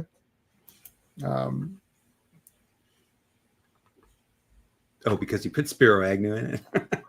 Okay, yeah. Okay, again. Henry Kissinger was a villain in a couple comics, so yeah. Yeah, and in real life too. He's in Supervillain Team Up. Like he teams up. Oh, he teams up with the Red Skull. Yeah. Yeah. He was in that. Yeah. Don't know any of the. Yeah, he showed up in Latveria, didn't he? I think. Yeah. Yes. Yeah, and he wants to make a peace treaty with Doom. Yeah. Latveria. Yeah. What in the comics? Yeah. Yeah. Yeah, there's a supervillain team up title. It starred Doctor Doom and Namor together. Yeah. And which was pretty interesting to have. Yeah, I liked it. I have to Justice League trade issue paperback 1, the whole thing. But... And money, yes, it does. Yeah, no, we're not joking. We're not joking in this time. It may seem that way. All right, let's go. Let's do it. I'm with you, Reed. Let's go. I've got my machine here. I got my Kirby machine. I've got my, to scale model. I love that. Yeah, that scale model. I'm like, oh my God, I'd love to build that. Have a model railroad going through it. It'd be awesome. So he's gonna blow it up. You blew it up. Like, I mean, I understand that. Like, he's insane. You would destroy an entire village. I would shatter half a planet to defeat the Fantastic Four. But first, let us see how the second wave of robots. Wave 2. There's more. Oh man, this is 2.0 or whatever. They're coming. I saw them. They'll be here in seconds. Is everything ready? No. What were we supposed to do again? We forgot to bake a cake. Now Wait, climb what up are and we get in doing? here. The people. No. Don't do it. The people. The people. Look at all those, those backgrounds and all the Oh, village yeah. backgrounds are just So beautiful. cool, yeah. Hey, this guy Thank survived. God Vinny wasn't inking this. This guy survived, and so did this guy. I swear, this guy was in the back. Yeah. That's right. They weren't killing anybody. They were just destroying things. Oh, yes, I forgot. Sorry, I forgot Yeah. that was the thing. Yeah. This woman doesn't look okay. This lady's face doesn't have the look of they're just destroying stuff. This has the look of they're killing people. And this girl's like Medusa, but getting ready for martial arts. Look, she's like, yeah, I'll take on anybody. And is the one to the left of her wearing a hat? A big, what is that? Yeah, big bonnet or something. Big bonnet, yeah. I don't It's know a that flying that's nun. practical for wearing when your village is being destroyed. Yeah. Well, you always want to look your best. So Yeah, I Yeah. guess. yeah, he won't destroy a whole planet. Just half. Just He half. will only destroy Yeah. half. It's the half, planet. yeah. Mikhail Gorbachev, yeah, showed up in Batman: The Outsiders. Yeah. And then with his, He also he also danced with Zangief at the end of Street he Fighter does 2. dance with Zangief in Street Fighter 2's ending. Yes. Yeah. Crash. Oh, they're here. Yep. Well, yeah, they're here. Clack, clack, clack. And shoom. Oh man. Okay. 1, 2, 3, 4, 5, 6, 7. Oh, that means there's one more left. Maybe No, we missed Ben one. destroyed that one. Remember, him and Johnny, he smashed the one, Yes. and Johnny uses flame to destroy the rest of it. Yes. So there's our 12th one. There we go. We got him. Got him all. I'm so happy. I love when the numbers work out. Nice. The control device. I like this. And they're landing in the bottomless lake. Yeah, of course. There's a bottomless lake next door. Just happens to conveniently be bottomless. And how does that work? Like, I mean, that's a lot of water. Like, That's a pretty deep lake. Yeah. not the bottomless lake. Oh man, didn't someone fall in that? Remember, someone wrote down every time kryptonite was thrown into the ocean, and it's like by this point in time, like the entire Earth would be. There should be a mountain, a whole island of kryptonite. Oh, looks like we can't use this spot anymore for kryptonite. Somebody also compiled all of the kryptonite and said that there'd be like 5 kryptons or something. Yeah, like yeah, there's more. Yeah, there's more kryptonite than there was krypton. I love it. How did they, that's fake. How did they mathematically figure that out? Like, what? They didn't tell you how much grams it was. Yeah. Yeah, but yeah, pre-crisis Superman, they always threw it in the ocean somewhere. Yeah, the ocean's like massively polluted. Yeah, Superman can never go swimming in the ocean. Yeah. All right, so And I like this. He's all, I'm gonna blow it up. I'm gonna set those nitroglycerin things off. And it's like, wait a minute, what about your people? And Hopeman of all people is saying that. Oh, think of the people. Oh yeah, I forgot. Well, gee, about a page ago I was saying I'd destroy half the planet to get the Fantastic Four, and now as he's pushing the button, he's like, oh gee, yeah, they are my subjects. Ah, well, it's too late. oh well. Yeah, sorry about that, guys. But is it? I don't know. Dun, dun, dun, dun, dun, dun, dun. Wait a minute. Nothing happened. Oh man, they didn't even do nothing. Nothing happened. Yeah, it blew everything up except one little area with a little, looks like a little lined bubble around it. How could that The happen? Invisible Girl. Sue. Hey. I was tired of home shopping, so I decided to travel. Plot twist, yeah. They're falling because it's bottomless, yeah. So if Reed and the villagers just had jumped some boats, rowed offshore, yeah, I know, yeah. They would have been perfectly safe, exactly. Nice plot twist, yeah. All those poor heroes of the realm. I like what Ben says. We never should have gone away without her. You're right, Ben. We all belong together. It ain't that. She's the only one that can keep Stretcho quiet. Sue. So we're not done yet. Still one Yeah, more. let's issue tackle to go. two. Yeah. But that's next week. That'll be next week. We'll take a look at the cover. And now it's the Fantastic Five, really. Yeah. Sue's back in uniform there. Yeah. Here's 5 of them. Yeah. The power and the pride. Possibly the most offbeat ending. Well, it's possible. It's not for sure. Yeah, just possible. Dun, dun, dun. Look at that. That's a great lineup. Why not have the Fantastic Five? That's cool. And I went from issue 85 to this, and I'm like, what happened? Yeah. I had to wait 5 years to find out what happened. Yeah, because it's like Sue is back. Yeah, like, what's Sue doing there? And then they're not in the village has been destroyed, so it's gone. So they're not in the village anymore. So I'm like, what the hell happened? And of course, it's if you missed last issue, if you missed it, hang loose. We'll fill in the pieces as we go jogging along. Like, well, yeah, it's not the same as reading it. Right. We're looking at those great pictures of destruction and robot Now, fights. now they just have a Wikipedia. They just have a Wikipedia entry at the end. Sorry, this one. Now it's just like, now it just says check Wikipedia for what happened or synopsis or something. Or they've got that. They have that QR code. I saw that now finally. Have you heard about that, D-Bud, with the code at the end of the comics? Oh no! Well, I don't have a phone, so I don't care about QR codes and such. It's like if I need one, I print it out on paper. They let me see if I could show you. So they have a thing now where, like, if you buy this, they're not going to do this anymore because there's massive outrage. So this is Wolverine #1 that just came out. Okay. So when you get to the back, so you're reading the comic, right? So it's like, okay, Wolverine's here, and then that guy, Cyber gets this like gold stuff, so he becomes like, and then when you turn the page, you're like, oh my god!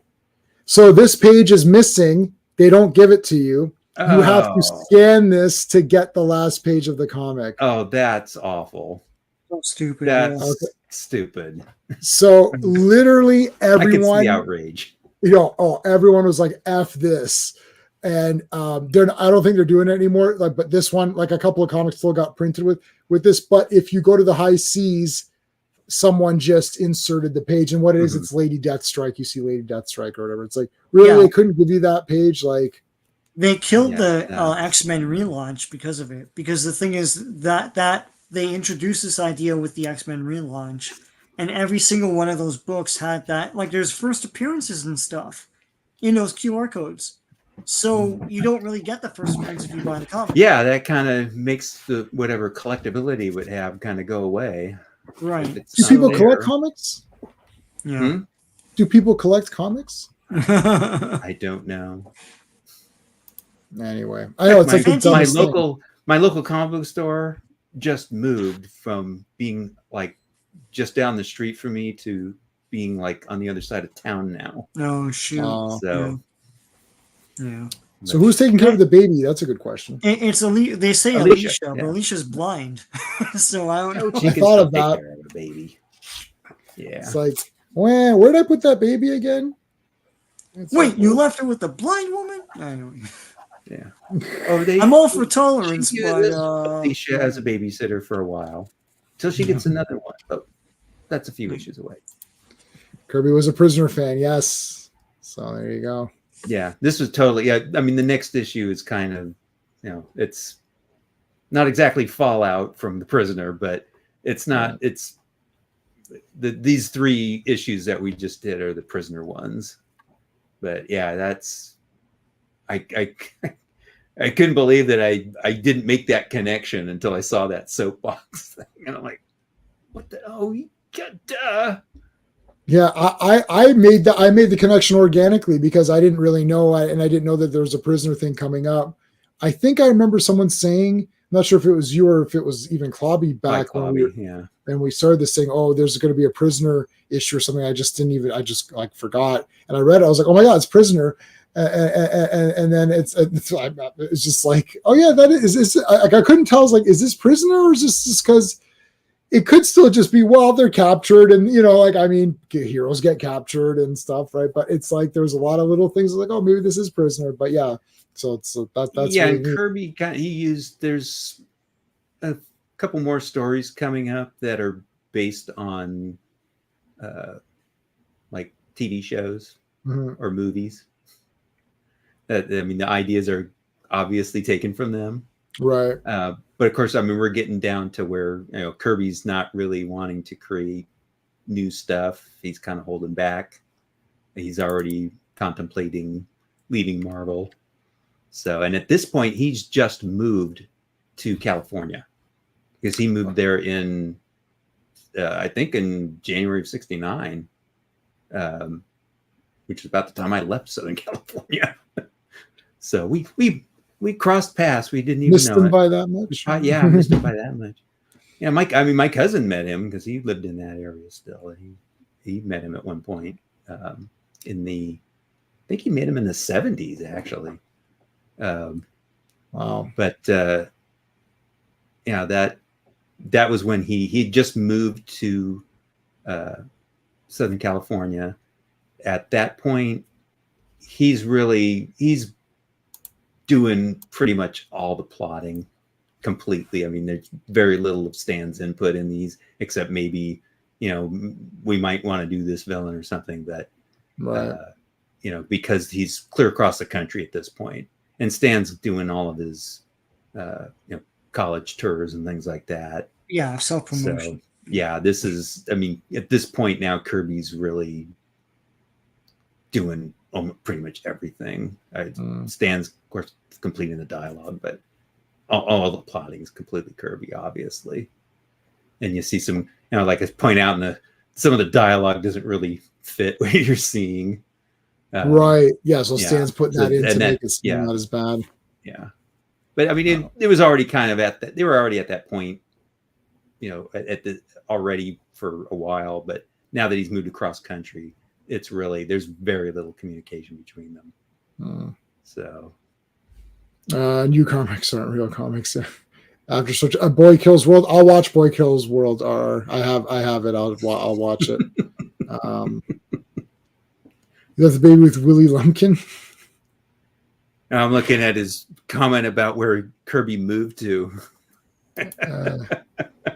Yes, that's right. Not quite. No, he moved to. I think he went someplace first, and then he went to Thousand Oaks. But I was in Burbank. I was just blocks away from Disney Studios. Did you ever hear, was Kirby on those recordings, Sean? I can't remember. Kirby was on those recordings, right? That there's like some recordings, or was it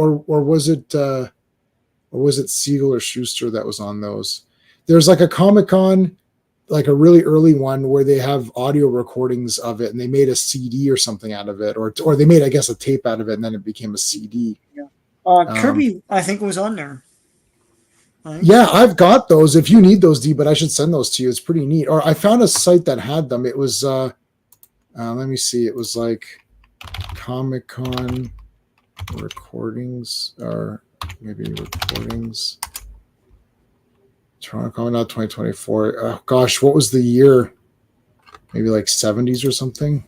When was the first Comic-Con? San Diego? Yeah, they had some in the 70s. I got it. I don't know if they had them any earlier than that. Yeah, I got it. Here you go. I'll post the link in the. Well, I guess I could post it in the chat here. Yeah. It's a website. So it's 1970.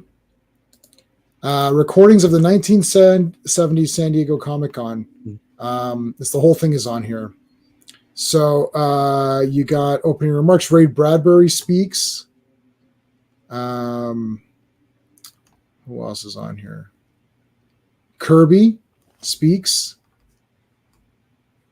Who else? I'm trying to think of like what other ones that were. I listened to all of these; they're all pretty good. Yeah, I thought there was something else. There was another Earl Kemp.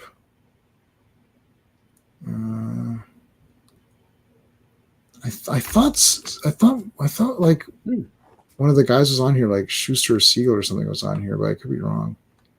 Anyways, whatever. So that's there. You can listen to it off the website right there. You can actually listen right there to it. Yeah. It's pretty neat. Yeah, listen to that. Yeah. Yeah, isn't that cool? I don't know. That's a Rob Liefeld.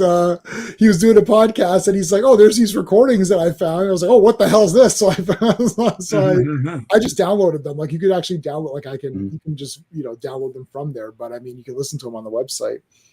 So it's pretty neat. But I think they made a CD of it. I think there's more than that though. There might be more.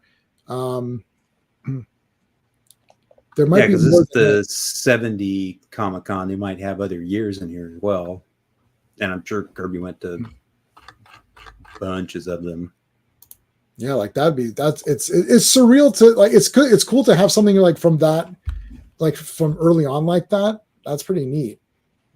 I don't think he ever came. Did he ever come to Canada? I don't think he would have ever come to like to do any of these kinds of things. Like we don't really get. We had conventions in the late 80s, like big ones, into the 90s, and I don't know if he came to Fan Expo is fairly new. Yeah, Steranko came to Fan Expo, I think. Small. Yeah. Just not too long ago. Who, Stan Lee? Yeah. No, Steranko. No, Stan Lee did come. Yeah, Stan Lee came. For sure. I'm sure he did, yeah. Stan Lee for sure did. But at that point, when he finally came to ours where we could go, the lineups were enormous. You had to buy tickets in advance, and I think he just stamped his name or someone like it was like he couldn't, and you couldn't talk to him. It was just like conveyor belt. Like yeah. I know he actually appeared at my local comic store. He hadn't made an appearance there, and yeah, they basically just they were running people through like really quick. And his handlers, right? But he didn't stop. He took a break. He had his lunches, like an egg salad sandwich, which apparently that's all he ever ate for lunch was an egg salad sandwich. I do like egg salad sandwiches. My lunch is usually sour keys, Skittles, or sometimes Twizzlers. Sometimes I have a whole Twizzler. Today's lunch was sour keys and some Doritos chips. So that was my lunch was fried egg sandwiches though, with more Doritos chips, but different flavors. I had the barbecue I had the sweet chili for lunch, and the barbecue for dinner. You can't have the same one. Like that's boring, right? I had been eating the same tortilla chips for lunch for I don't know how many years, and they finally stopped making them apparently. Oh no! So I had to switch. This week, literally. Oh my God! The last bag I used it up and finished off last Friday of the older ones, and so I had eating different chips this week. Oh no, I could eat them every day, but not in the same. I don't have the same thing twice, so it's like I'll have the one brand and then the other brand later. Oh, that sucks though. It's like you're using salsa or any kind of cheese. Oh, no, it's just the plain. Yeah, I'm just having that with my sandwich, my chicken sandwich. Yeah, I have some pistachios with that, and then some grapes. That's my lunch during the week every day. It's the same thing. I do like pistachios. Yes. Yeah, because I don't like taking stuff to work. I don't like taking actual food, so I just have like wrapped food or whatever. Anyway, we've descended into talking about our lunches, so I think that's our cue to end this. All right, guys. Well, time thanks for dinner for me. So perfect. Yeah. So there, you got you got a little bit of an appetizer. Get your mouth watering. All right. So tomorrow is nothing. So next one is going to be Monday for the Legion live stream.